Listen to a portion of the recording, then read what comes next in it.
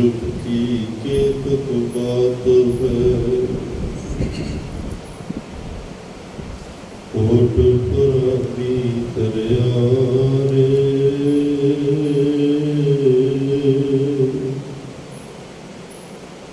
गुरु नानक जिन सुनिया पेखिया,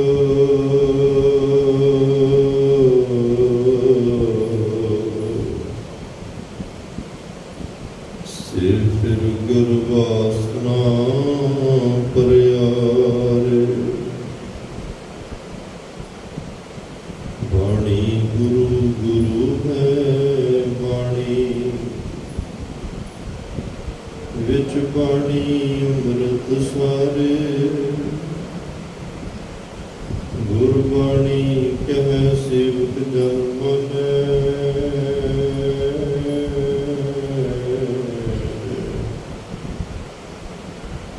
तक गुरु जिस तारे। ना पहुँचती सती नहीं पढ़िया, मूर्ख मुग्धा जन्म पया। प्रणवत नानक तिनकी शरणा, जिनको नाही विसरिया। बेशुमार अथाह अगणित अतुल, ज्यों बुलावै त्यों नानक दास बोलै। अगम अगोचर सच साहिब मेरा,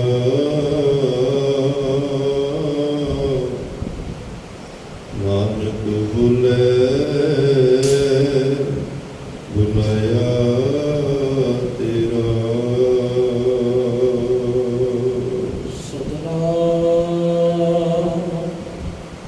श्री वाहिगुरु साहिब जी। जाप तप सत संतोख, एक दर्शन गुर सिख है।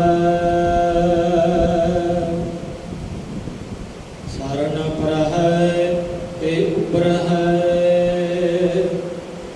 छोट जमपुर की लिख है।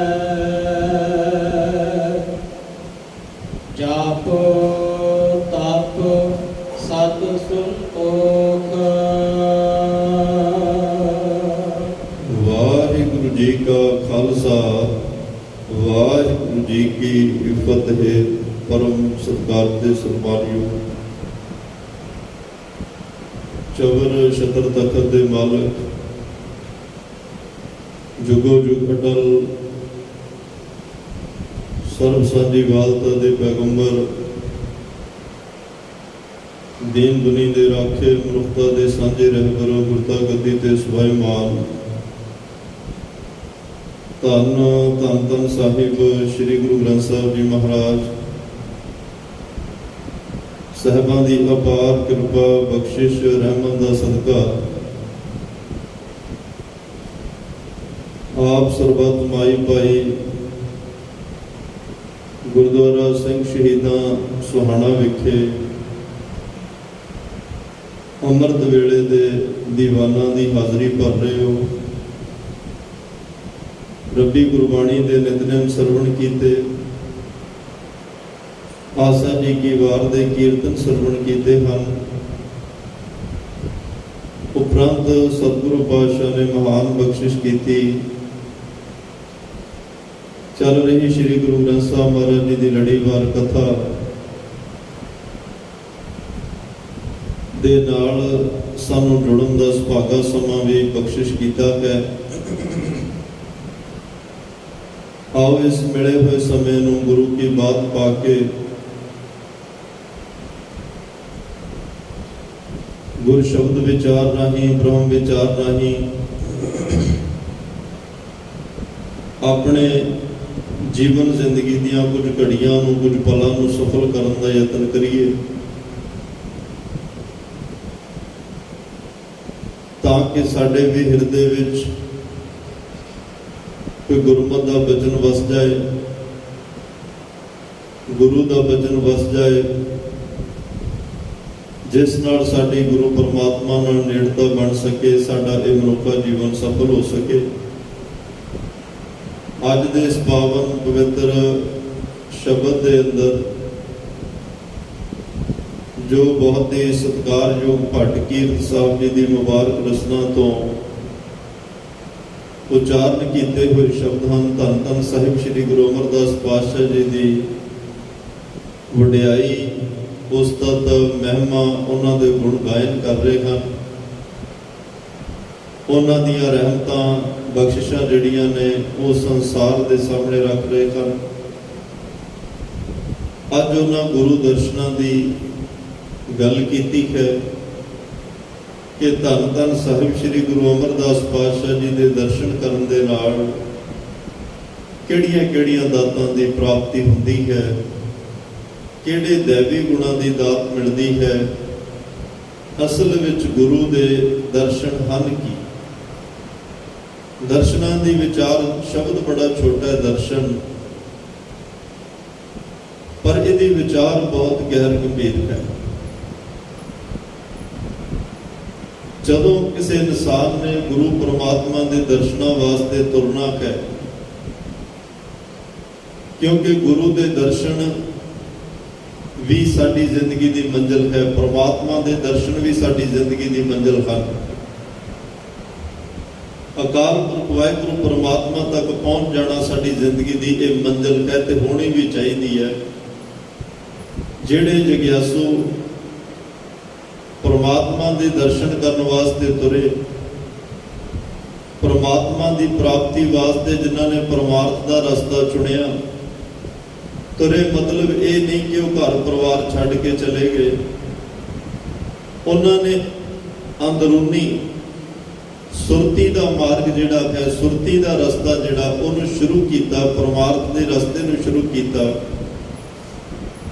ਪਰਮਾਤਮਾ ਦਾ ਨਾਮ ਜਪਿਆ, ਬੜੀ ਦ੍ਰਿੜਤਾ ਨਾਲ, ਬੜੇ ਆਤਮ ਵਿਸ਼ਵਾਸ ਨਾਲ, ਬੜੀ ਸ਼ਰਧਾ ਨਾਲ, ਬੜੇ ਭਰੋਸੇ ਨਾਲ ਜਪਿਆ। ਪਰਮਾਤਮਾ ਨੂੰ ਸਮਰਪਣ ਹੋ ਕੇ ਜਪਿਆ ਤਾਂ ਇੱਕ ਦਿਨ ਅਕਾਲ ਪੁਰਖ ਵਾਹਿਗੁਰੂ ਪਰਮਾਤਮਾ ਦੀ ਬਖਸ਼ਿਸ਼ ਹੋਈ। ਉਹਨਾਂ ਜਪਣ ਵਾਲਿਆਂ ਦੀ ਪਰਮਾਤਮਾ ਨਾਲ ਨੇੜਤਾ ਬਣ ਗਈ। ਅਕਾਲ ਪੁਰਖ ਵਾਹਿਗੁਰੂ ਪਰਮਾਤਮਾ ਦੇ ਦੈਵੀ ਗੁਣ ਉਹਨਾਂ ਨੂੰ ਪ੍ਰਾਪਤ ਹੋਏ। ਜਦੋਂ ਅਸੀਂ 15 ਭਗਤ ਸਾਹਿਬਾਨਾਂ ਦੇ ਜੀਵਨਾਂ ਨੂੰ ਪੜ੍ਹਦੇ ਹਾਂ, ਵਾਚਦੇ ਹਾਂ, ਤਾਂ ਤਕਰੀਬਨ ਭਗਤ ਸਾਹਿਬਾਨਾਂ ਦੇ ਕਈ ਬਚਨਾਂ ਵਿੱਚ ਇਸ ਗੱਲ ਦੀ ਝਲਕ ਪੈਂਦੀ ਹੈ ਕਿ ਉਹ ਪਰਮਾਤਮਾ ਨਾਲ ਸਾਖਸ਼ਾਤ ਗੱਲਾਂ ਕਰ ਰਹੇ ਨੇ। ਕਦੇ ਭਗਤ ਨਾਮਦੇਵ ਜੀ ਕਹਿੰਦੇ ਆ ਕਿ ਪਰਮਾਤਮਾ ਪੁੱਛ ਰਿਹਾ, ਤੂੰ ਪੁੰਨ ਰੇ, ਤੂੰ ਕੌਣ ਹੈ? ਭਗਤ ਨਾਮਦੇਵ ਜੀ ਕਹਿੰਦੇ ਆ, ਮੈਂ ਜੀ ਨਾਮਾ ਹੋ ਜੀ ਆਲਾ ਤੇ ਨਿਵਾਰਨਾ। ਪਰਮਾਤਮਾ ਨੇ ਪੁੱਛਿਆ, ਤੂੰ ਕੌਣ? ਭਗਤ ਨਾਮਦੇਵ ਕਹਿੰਦੇ, ਮੈਂ ਨਾਮਾ। ਕਦੇ ਭਗਤ ਤਰਲੋਚਨ ਜੀ ਕਹਿੰਦੇ ਆ ਭਗਤ ਨਾਮਦੇਵ ਨੂੰ ਕਿ ਨਾਮਦੇਵ, ਤੂੰ ਹਰ ਰੋਜ਼ ਪਰਮਾਤਮਾ ਦੇ ਦਰਸ਼ਨ ਕਰਦਾ, ਉਹਦੇ ਨਾਲ ਗੱਲਾਂ ਕਰਦਾ ਹੈ, ਤੇ ਮੇਰੇ ਬਾਰੇ ਵੀ ਬੇਨਤੀ ਕਰ ਪਰਮਾਤਮਾ ਨੂੰ ਕਿ ਮੈਨੂੰ ਵੀ ਦਰਸ਼ਨ ਦੇਵੇ। ਤੇ ਉਹਦੇ ਦਰਸ਼ਨ ਕਰਨ ਦੀ ਜੁਗਤ ਕੀ ਹੈ, ਤੇ ਉਹ ਦਰਸ਼ਨ ਦੇਵੇ, ਮੈਂ ਕੀ ਕਰਨਾ ਹੈ? ਤਾਂ ਭਾਈ ਗੁਰਦਾਸ ਸਾਹਿਬ ਨੇ ਜ਼ਿਕਰ ਕੀਤਾ ਕਿ ਅਕਾਲ ਪੁਰਖ ਵਾਹਿਗੁਰੂ ਪਰਮਾਤਮਾ ਨੇ ਭਗਤ ਨਾਮਦੇਵ ਨੂੰ ਕਿਹਾ ਕਿ ਨਾਮਦੇਵ, ਤਰਲੋਚਨ ਨੂੰ ਕਵੀ ਕਿ ਜੇ ਮੈਨੂੰ ਮਿਲਣਾ ਚਾਹੁੰਦਾ ਹੈ ਕਿ ਮੇਰੀ ਕੋਈ ਭੇਟਾ ਤੈਅ ਨਾ ਕਰੇ, ਮੇਰੀ ਕੋਈ ਕੀਮਤ ਨਾ ਤੈਅ ਕਰੇ, ਉਹ ਪ੍ਰੇਮ ਦੇ ਨਾਲ, ਉਹ ਸ਼ਰਧਾ ਵਿਸ਼ਵਾਸ ਨਾਲ ਜਪੇ, ਇੰਤਜ਼ਾਰ ਕਰੇ, ਮੈਂ ਪ੍ਰੇਮ ਵਸ ਹੋਇਆ ਆਪਣੇ ਆਪ ਉਹਨੂੰ ਮਿਲ ਪਾਵਾਂਗਾ, ਉਹਨੂੰ ਦਰਸ਼ਨ ਦੇ ਦਿਆਂਗਾ। ਕੋਈ ਸੰਸਾਰ ਦੀ ਭੇਟਾ ਨਾ ਤੈਅ ਕਰ ਬੈਠੇ। ਇਹ ਸੁਨੇਹਾ ਭਗਤ ਨਾਮਦੇਵ ਨੇ ਭਗਤ ਤਰਲੋਚਨ ਜੀ ਨੂੰ ਦਿੱਤਾ। ਭਗਤ ਤਰਲੋਚਨ ਜੀ ਦੀ ਜ਼ਿੰਦਗੀ ਵਿੱਚ ਵੀ ਉਹ ਵਕਤ ਆਇਆ ਜਦੋਂ ਅਕਾਲ ਪੁਰਖ ਵਾਹਿਗੁਰੂ ਪਰਮਾਤਮਾ ਨਾਲ ਨੇੜਤਾ ਔਰ ਅਭੇਦਤਾ ਹੋਈ। ਉਸ ਪਰਮਾਤਮਾ ਨਾਲ, ਪਰਮਾਤਮਾ ਦੇ ਸ਼ਬਦਾਂ ਕਰਕੇ ਗੱਲਬਾਤ ਹੋਈ। ਅਕਾਲ ਪੁਰਖ ਵਾਹਿਗੁਰੂ ਦੇ ਉਪਦੇਸ਼ ਕਰਕੇ, ਸਿਧਾਂਤ ਕਰਕੇ ਦਰਸ਼ਨ ਵੀ ਹੋਏ। ਇਹ ਸਾਰੇ ਭਗਤ ਸਹਿਬਾਨਾਂ ਦੇ ਜੀਵਨਾਂ ਨੂੰ ਵੇਖ ਕੇ, ਕਦੇ ਕਬੀਰ ਸਾਹਿਬ, ਕਦੇ ਭਗਤ ਰਵਿਦਾਸ ਜੀ ਦਾ ਜੀਵਨ, ਭਗਤ ਨਾਮਦੇਵ ਜੀ ਦਾ ਜੀਵਨ, ਭਗਤ ਸੈਣ ਜੀ ਦਾ ਜੀਵਨ, ਭਗਤ ਸਦਨਾ ਜੀ ਦਾ ਜੀਵਨ, ਭਗਤ ਤਰਲੋਚਨ ਜੀ ਦਾ ਜੀਵਨ, ਇਹ ਸਾਰਿਆਂ ਦੇ ਜੀਵਨ ਵੇਖ ਕੇ ਇਹ ਵਿਦ ਦੇਖ ਕੇ ਜੱਟ ਨੂੰ ਉੱਠ ਭਗਤੀ ਲਾਗਾ। ਭਗਤ ਧੰਨਾ ਜੀ ਦੇ ਮਨ ਵਿੱਚ ਵੀ ਆਇਆ ਕਿ ਇਹ ਸਾਰਿਆਂ ਨੇ ਰੱਬ ਦੇ ਦਰਸ਼ਨ ਕੀਤੇ, ਆਪਾਂ ਨੂੰ ਵੀ ਕਰਨੇ ਚਾਹੀਦੇ ਆ। ਚਲੋ ਖੈਰ, ਉਹਨਾਂ ਤੇ ਵੀ ਪ੍ਰਮਾਤਮਾ ਦੀ ਬਖਸ਼ਿਸ਼ ਹੋਈ। ਅਕਾਲ ਪੁਰਖ ਵਾਹਿਗੁਰੂ ਪ੍ਰਮਾਤਮਾ ਵਿੱਚ ਅਭੇਦ ਹੋ ਗਏ। ਮਹਾਰਾਜ ਸਾਹਿਬ ਕਹਿੰਦੇ, ਭਾਈ ਜਿਵੇਂ ਉਹ 15 ਭਗਤ ਸਾਹਿਬਾਨਾਂ ਨੂੰ ਦਰਸ਼ਨ ਹੋਏ, ਹੋਰ ਬੇਅੰਤ ਮਹਾਂਪੁਰਸ਼ਾਂ ਨੂੰ ਦਰਸ਼ਨ ਹੋਏ। ਜਿਨ ਹਰ ਪਾਇਆ ਤਿਨੈ ਛੁਪਾਇਆ, ਹੋ ਨਜ਼ਦੀਕ ਖੁਦਾਏ ਦੇ ਭੇਦ ਨਾ ਕਿਸੈ ਦੇਣ। ਜਿਨ੍ਹਾਂ ਦੀ ਪ੍ਰਮਾਤਮਾ ਨਾਲ ਨੇੜਤਾ ਹੋਈ, ਪ੍ਰਮਾਤਮਾ ਤੱਕ ਪਹੁੰਚ ਹੋਈ, ਉਹਨਾਂ ਦੁਨੀਆ ਨੂੰ ਦੱਸਿਆ ਨਹੀਂ। ਉਹ ਚੁੱਪ ਕਰ ਗਏ। ਉਹ ਪ੍ਰਮਾਤਮਾ ਦੀ ਰਜ਼ਾ ਵਿੱਚ ਰੰਗ ਹਸੈ ਰੰਗ ਰੋਵੈ, ਚੁੱਪ ਪੀ ਕਰ ਜਾਹੇ ਪ੍ਰਵਾਹ ਨਹੀਂ ਕਿਸੈ ਕੀਦੀ। ਬਾਤ ਸੱਚੇ ਨਾਮ। ਉਹ ਅਕਾਲ ਪੁਰਖ ਵਾਹਿਗੁਰੂ ਪ੍ਰਮਾਤਮਾ ਦੇ ਰੰਗਾਂ ਵਿੱਚ ਰੰਗੇ ਗਏ। ਹਰ ਵੇਲੇ ਉਹਦੀ ਯਾਦ ਵਿੱਚ, ਉਹਦੇ ਸਿਮਰਨ ਰਾਹੀਂ, ਉਹਦੇ ਸ਼ਬਦਾਂ ਰਾਹੀਂ, ਉਹਦੇ ਨਾਮ ਰਾਹੀਂ ਅਕਾਲ ਪੁਰਖ ਦੇ ਦਰਸ਼ਨ ਵੀ ਕਰ ਰਹੇ ਆ। ਅਕਾਲ ਪੁਰਖ ਵਾਹਿਗੁਰੂ ਪ੍ਰਮਾਤਮਾ ਨਾਲ, ਸਤਿਗੁਰਾਂ ਨਾਲ ਗੁਰਬਾਣੀ ਰਾਹੀਂ ਗੱਲਾਂ ਵੀ ਕਰ ਰਹੇ ਆ। ਮਹਾਰਾਜ ਸਾਹਿਬ ਕਹਿੰਦੇ, ਭਾਈ ਅੱਜ ਵੀ ਜੇ ਤੈਂ ਇਸ ਮੰਜ਼ਿਲ ਵੱਲ ਤੁਰਨਾ, 3 ਚੀਜ਼ਾਂ ਦਾ ਖਿਆਲ ਰੱਖਣਾ ਪਏਗਾ। ਸਭ ਤੋਂ ਪਹਿਲਾਂ ਜਿਹਨੇ ਪਰਮਾਰਥ ਦਾ ਰਸਤਾ ਚੁਣਿਆ ਹੈ, ਪਰਮਾਰਥ ਦੇ ਰਸਤੇ ਤੇ ਤੁਰਨਾ ਹੈ, ਪਰਮਾਰਥ ਕਮਾਉਣਾ ਹੈ, ਗੁਰੂ ਦੇ ਦਰਸ਼ਨਾਂ ਦੀ ਤਾਂਘ ਮਨ ਵਿੱਚ ਲੈ ਕੇ ਚੱਲਿਆ, ਉਸ ਰਾਹੀ ਦੇ ਕਦੇ ਕਦਮ ਨਾ ਰੋਕਣ। ਇੱਕ ਅਕਣਾ ਹੁੰਦਾ, ਇੱਕ ਥੱਕਣਾ ਹੁੰਦਾ। ਥੱਕ ਜਾਏਗਾ, ਬਿੰਦ ਝੱਟ ਆਰਾਮ ਕਰੇ ਤੇ ਦਮ ਲੈ ਕੇ ਫਿਰ ਤੁਰ ਪਵੇ। ਕਿ ਇਹ ਪੈਦਲ ਤੁਰਨ ਦੀ ਗੱਲ ਨਹੀਂ। ਜਦੋਂ ਨਿਰੰਤਰ ਕੋਈ ਸਿਮਰਨ ਵਿੱਚ, ਪ੍ਰਮਾਤਮਾ ਦੀ ਯਾਦ ਵਿੱਚ ਚੱਲਦਾ ਹੈ, ਕਈ ਵਾਰ ਨੀਂਦ ਜ਼ੋਰ ਪਾਉਂਦੀ ਹੈ, ਦਿਮਾਗ ਥੱਕ ਜਾਂਦਾ ਹੈ ਤੇ ਬੈਠਿਆਂ ਬੈਠਿਆਂ ਸਰੀਰ ਵੀ ਥੱਕ ਜਾਂਦਾ ਹੈ। ਪਾਤਸ਼ਾਹ ਕਹਿੰਦੇ, ਥੱਕ ਜਾਵੇ ਕੋਈ ਗੱਲ ਨਹੀਂ, ਦਮ ਲੈ ਕੇ ਫਿਰ ਤੁਰੀ, ਪਰ ਅੱਕਣਾ ਨਹੀਂ ਚਾਹੀਦਾ। ਜਿਹੜਾ ਅੱਕ ਜਾਏ ਉਹ ਕਈ ਵਾਰ ਰਸਤੇ ਤੋਂ ਭਟਕ ਜਾਂਦਾ ਹੈ, ਉਹ ਆਪਣੇ ਰਸਤੇ ਨੂੰ ਛੱਡ ਦਿੰਦਾ ਹੈ, ਮੰਜ਼ਿਲ ਨੂੰ ਛੱਡ ਦਿੰਦਾ ਹੈ। ਕਈ ਵਾਰ ਇਹ ਹੁੰਦਾ ਕਿ ਮੰਜ਼ਿਲ ਦੇ ਬਹੁਤ ਨੇੜੇ ਹੁੰਦਾ ਹੈ, ਨੇੜੇ ਆ ਕੇ ਵੀ ਕਈ ਵਾਰ ਬਹੁਤ ਜਾਣੇ ਭਟਕ ਜਾਂਦੇ ਨੇ। ਇਸ ਗੱਲ ਦਾ ਅਹਿਸਾਸ ਨਹੀਂ ਹੁੰਦਾ ਕਿ ਅਸੀਂ ਮੰਜ਼ਿਲ ਤੋਂ ਕਿੰਨੀ ਦੂਰ ਹਾਂ ਜਾਂ ਕਿੰਨੇ ਨੇੜੇ ਹਾਂ। ਇਹ ਸਾਰੀਆਂ ਗੱਲਾਂ ਧੰਨ ਸ਼੍ਰੀ ਗੁਰੂ ਗ੍ਰੰਥ ਸਾਹਿਬ ਪਾਤਸ਼ਾਹ ਜਾਣਦੇ ਹਨ, ਬੜੇ ਬਿਹਤਰ ਜਾਣਦੇ ਨੇ। ਪਰਮਾਤਮਾ ਨੂੰ ਸਾਰੀਆਂ ਗੱਲਾਂ ਦਾ ਪਤਾ ਹੈ। ਬਸ ਉਹ ਪਹਿਲਾਂ ਕਿਤੇ ਨਾ ਕਿਤੇ ਬੈਠਿਆਂ ਬੈਠਿਆਂ ਥੋੜਾ ਜਿਹਾ ਰਸ ਦਾ ਹੁਲਾਰਾ ਵੀ ਆਉਂਦਾ ਹੈ, ਸੁੱਖ ਦਾ ਹੁਲਾਰਾ ਵੀ ਆਉਂਦਾ ਹੈ। ਉਹ ਇੰਨਾ ਵਧੀਆ ਰਸ ਹੁੰਦਾ ਜਿਹਨੂੰ ਬਿਆਨ ਕਰਨਾ ਔਖਾ ਹੈ। ਕਿਤੇ ਕਿਤੇ ਪ੍ਰਮਾਤਮਾ ਅਹਿਸਾਸ ਕਰਾਉਂਦਾ ਕਿ ਭਾਈ ਲੱਗਿਆ ਰਹਿ, ਸਹੀ ਜਾ ਰਿਹਾ, ਮੰਜ਼ਿਲ ਵੱਲ ਜਾ ਰਿਹਾ ਤੇ ਮੰਜ਼ਿਲ ਦੇ ਨੇੜੇ ਵੀ ਬਹੁਤ ਹੈ। ਇਹ ਜਪਦੇ ਜਪਦੇ ਇੱਕ ਦਿਨ ਜਿਹੜਾ ਆ ਰਸ ਕਦੇ ਕਦੇ ਆ ਰਿਹਾ ਹੈ, ਜਿਹੜੇ ਆ ਝਲਕਾਰੇ ਕਦੇ ਕਦੇ ਪੈ ਰਹੇ ਨੇ, ਇਹ ਸਦੀਵ ਕਾਲ ਤੇਰੀ ਜ਼ਿੰਦਗੀ ਦੇ ਵਿੱਚ, ਨਿਪੁੰਨਤਾ ਦੇ ਵਿੱਚ, ਤੇ ਤੈਨੂੰ ਹਮੇਸ਼ਾ ਵਾਸਤੇ ਇਹ ਸੁੱਖ ਦੇ ਹੁਲਾਰੇ ਮਿਲ ਜਾਣਗੇ। ਇਹ ਆਤਮਿਕ ਰਸ ਜਿਹੜਾ ਤੇਰੀ ਆਤਮਾ ਹਮੇਸ਼ਾ ਲਈ ਇਹਦੇ ਵਿੱਚ ਆਨੰਦਿਤ ਹੋ ਜਾਏਗੀ। ਜਿਹੜਾ ਰਸ ਕਦੇ ਕਦੇ ਆਉਂਦਾ ਫਿਰ ਉਹ ਨਿਰੰਤਰ ਜਾਰੀ ਹੋ ਜਾਏਗਾ। ਪਹਿਲੀ ਗੱਲ, ਰਾਹੀ ਦੇ ਕਦਮ ਨਾ ਰੁਕਣ, ਉਹ ਚੱਲੀ ਚੱਲੇ। ਕਈ ਵਾਰ ਇਸ ਪਰਮਾਰਥ ਨੂੰ ਕਮਾਉਂਦੇ ਆ ਕਈ ਸਾਲ ਲੱਗ ਜਾਂਦੇ ਆ। 12 ਬਰਸ ਗਰਭਾਸ ਵਿੱਚ ਜੰਮਦੇ ਹੀ ਸੁਖ ਲਈ ਉਦਾਸੀ। ਇੱਕ ਬਚਨ ਆਉਂਦਾ ਹੈ ਕਿ ਸੁਖਦੇਵ ਮੁਨੀ ਨੇ ਉਹ 12 ਸਾਲ ਮਾਂ ਦੇ ਗਰਭ ਵਿੱਚ ਰਿਹਾ। ਪਰ ਜੇ ਸਾਇੰਸ ਦੀ ਗੱਲ ਕਰੋਗੇ, ਸਾਇੰਸ ਕਹਿੰਦੀ ਹੈ ਕਿ ਮਨੁੱਖੀ ਗਰਭ ਕਾਲ ਦਾ ਸਮਾਂ 9 ਤੋਂ 10 ਮਹੀਨੇ ਹੈ। ਕਈ ਜਾਨਵਰਾਂ ਦਾ ਪਸ਼ੂਆਂ ਦਾ, ਉਹਨਾਂ ਦਾ 8 9 10 ਮਹੀਨਿਆਂ ਦਾ ਗਰਭ ਕਾਲ ਦਾ ਸਮਾਂ, ਕਿਸੇ ਦਾ 6 ਮਹੀਨਿਆਂ, ਕਿਸੇ ਦਾ 3 ਦਿਨ, ਕਿਸੇ ਦਾ ਹਫ਼ਤੇ ਦਾ ਵੀ ਹੈ। ਇਹ ਪਰਮਾਤਮਾ ਨੇ ਵੰਨ-ਸੁਵੰਨਤਾ ਦੀ ਖੇਡ, ਅਸਚਰਜ ਖੇਡ ਜਿਹੜੀ ਰਚੀ ਹੈ। ਪਰ ਇੱਥੇ 12 ਸਾਲ ਸੁਖਦੇਵ ਮੁਨੀ ਮਾਂ ਦੇ ਗਰਭ ਵਿੱਚ ਰਹਿੰਦੇ ਆ। ਉਹ ਕਿਹੜੀ ਮਾਂ ਤੇ ਕਿਹੜਾ ਗਰਭ? ਪਰਮਾਰਥ ਕਮਾਉਣ ਚੱਲਿਆ, ਪਾਤਸ਼ਾਹ ਕਹਿੰਦੇ 12 ਸਾਲ ਵੀ ਲੱਗ ਸਕਦੇ ਆ, ਕਾਹਲ ਨਹੀਂ। ਕਈ ਵਾਰ ਤਾਂ ਐਸਾ ਹੁੰਦਾ, ਜਿਵੇਂ ਹੁਣ 5 ਵਿਕਾਰ ਨੇ, ਕਾਮ, ਕ੍ਰੋਧ, ਲੋਭ, ਮੋਹ, ਹੰਕਾਰ। ਕਈ ਮਹਾਂਪੁਰਸ਼ਾਂ ਦਾ ਇਹ ਕਹਿਣਾ ਕਿ ਭਾਈ ਕਈ ਵਾਰ ਇਨਸਾਨ ਜਦੋਂ ਮੰਜ਼ਿਲ ਵੱਲ ਨੂੰ ਤੁਰਦਾ ਹੈ, ਪਰਮਾਤਮਾ ਦੇ ਦਰਸ਼ਨਾਂ ਦੀ ਤਾਂਘ, ਗੁਰੂ ਦੇ ਦਰਸ਼ਨਾਂ ਦੀ ਮਨ ਵਿੱਚ ਇੱਛਾ ਤਾਂਘ ਲੈ ਕੇ ਚੱਲਦਾ ਹੈ। ਜੇ ਇੱਕ ਵਿਕਾਰ ਨੂੰ ਵੀ ਛੱਡਣ ਮਤਲਬ ਉਹਨਾਂ ਤੇ ਜਿੱਤ ਹਾਸਲ ਕਰੇ, ਵਸ ਵਿੱਚ ਕਰੇ, ਤੇ ਕਈ ਵਾਰ 5 ਜਨਮ ਤਾਂ ਆ 5 ਵਿਕਾਰਾਂ ਤੇ ਫਤਿਹਯਾਬ ਹੋਣ ਲਈ ਲੱਗ ਜਾਂਦੇ ਆ।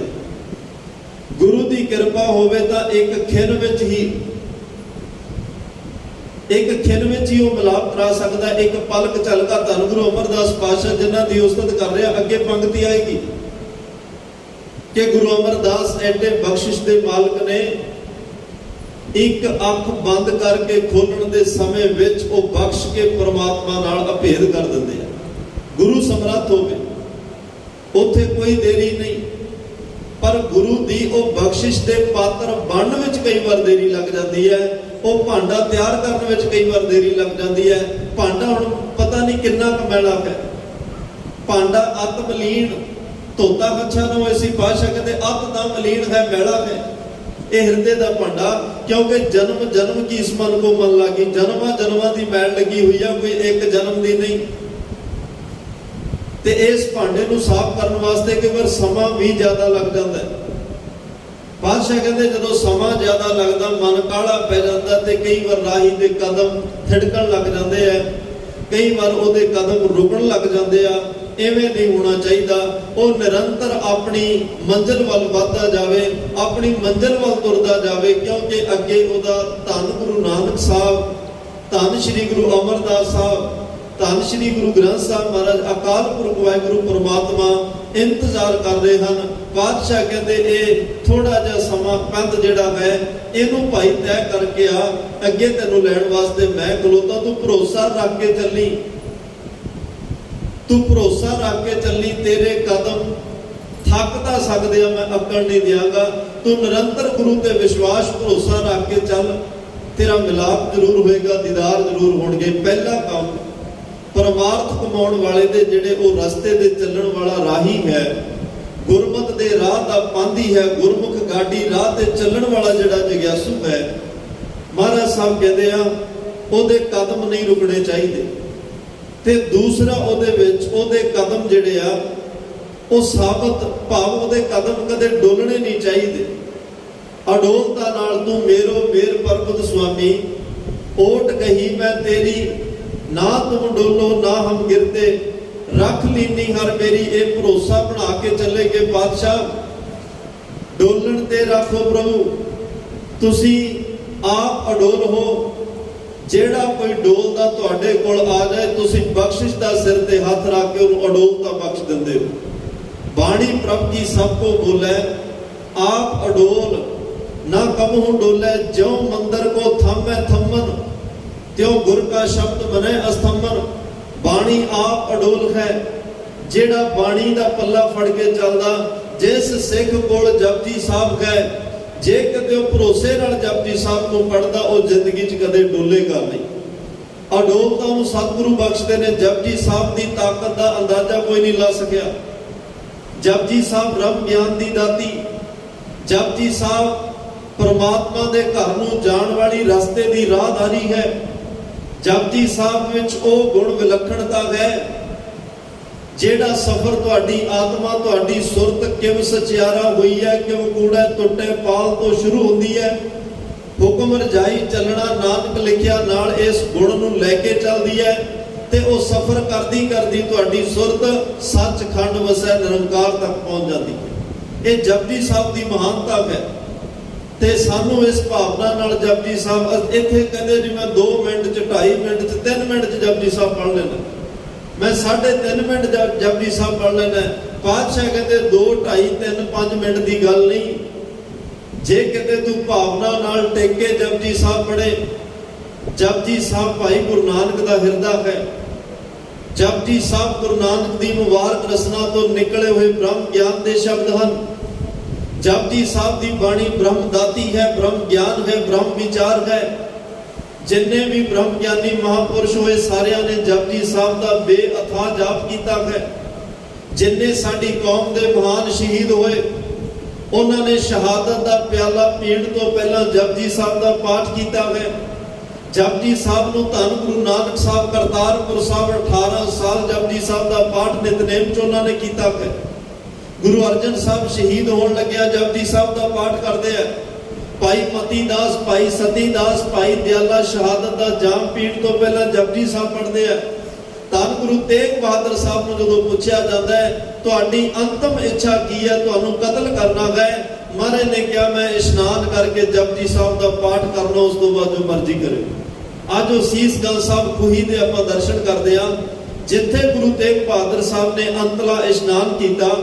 ਉਪਰੰਤ ਜਪਜੀ ਸਾਹਿਬ ਦਾ ਉਸ ਥੜੇ ਤੇ ਬੈਠ ਕੇ ਜਾਪ ਕੀਤਾ ਤੇ ਜਿਵੇਂ ਹੀ ਜਪਜੀ ਸਾਹਿਬ ਦੀ ਸੰਪੂਰਨਤਾ ਹੋਈ ਤੇ ਜਲਾਦ ਨੇ ਤੇਗ ਚਲਾਈ ਤੇ ਉਹ ਜਪਜੀ ਸਾਹਿਬ ਮੈਂ ਜਿਹੜੀ ਬੇਨਤੀ ਕਰ ਰਿਹਾ, ਜਿਹਦੇ ਕੋਲ ਜਪਜੀ ਸਾਹਿਬ ਗੁਰਬਾਣੀ ਜਿਹਦੇ ਹਿਰਦੇ ਚ ਕੰਠ ਵਿੱਚ ਵਸੀ ਹੈ, ਜਿਹੜਾ ਭਾਵਨਾ ਨਾਲ ਜਪਜੀ ਸਾਹਿਬ ਦਾ ਪਾਠ ਕਰਦਾ ਹੈ। ਵੈਸੇ ਸਾਨੂੰ 5 ਬਾਣੀਆਂ ਦੀ ਹਦਾਇਤ ਹੈ, 5 ਬਾਣੀਆਂ ਦਾ ਹੁਕਮ ਹੈ, ਪਰ ਕਈ ਗੁਰਸਿੱਖ ਚਲੋ ਜਿਹੜੇ ਸਹਿਜਧਾਰੀ ਵੀ ਨੇ ਜਾਂ ਜਿਨ੍ਹਾਂ ਨੂੰ 5 ਬਾਣੀਆਂ ਦਾ ਪਾਠ ਨਹੀਂ ਹੁੰਦਾ, ਕਮ ਸੇ ਕਮ ਜਪਜੀ ਸਾਹਿਬ ਦਾ ਪਾਠ ਤਾਂ ਉਹਨਾਂ ਕੋਲ ਹੋਵੇ ਨਾ।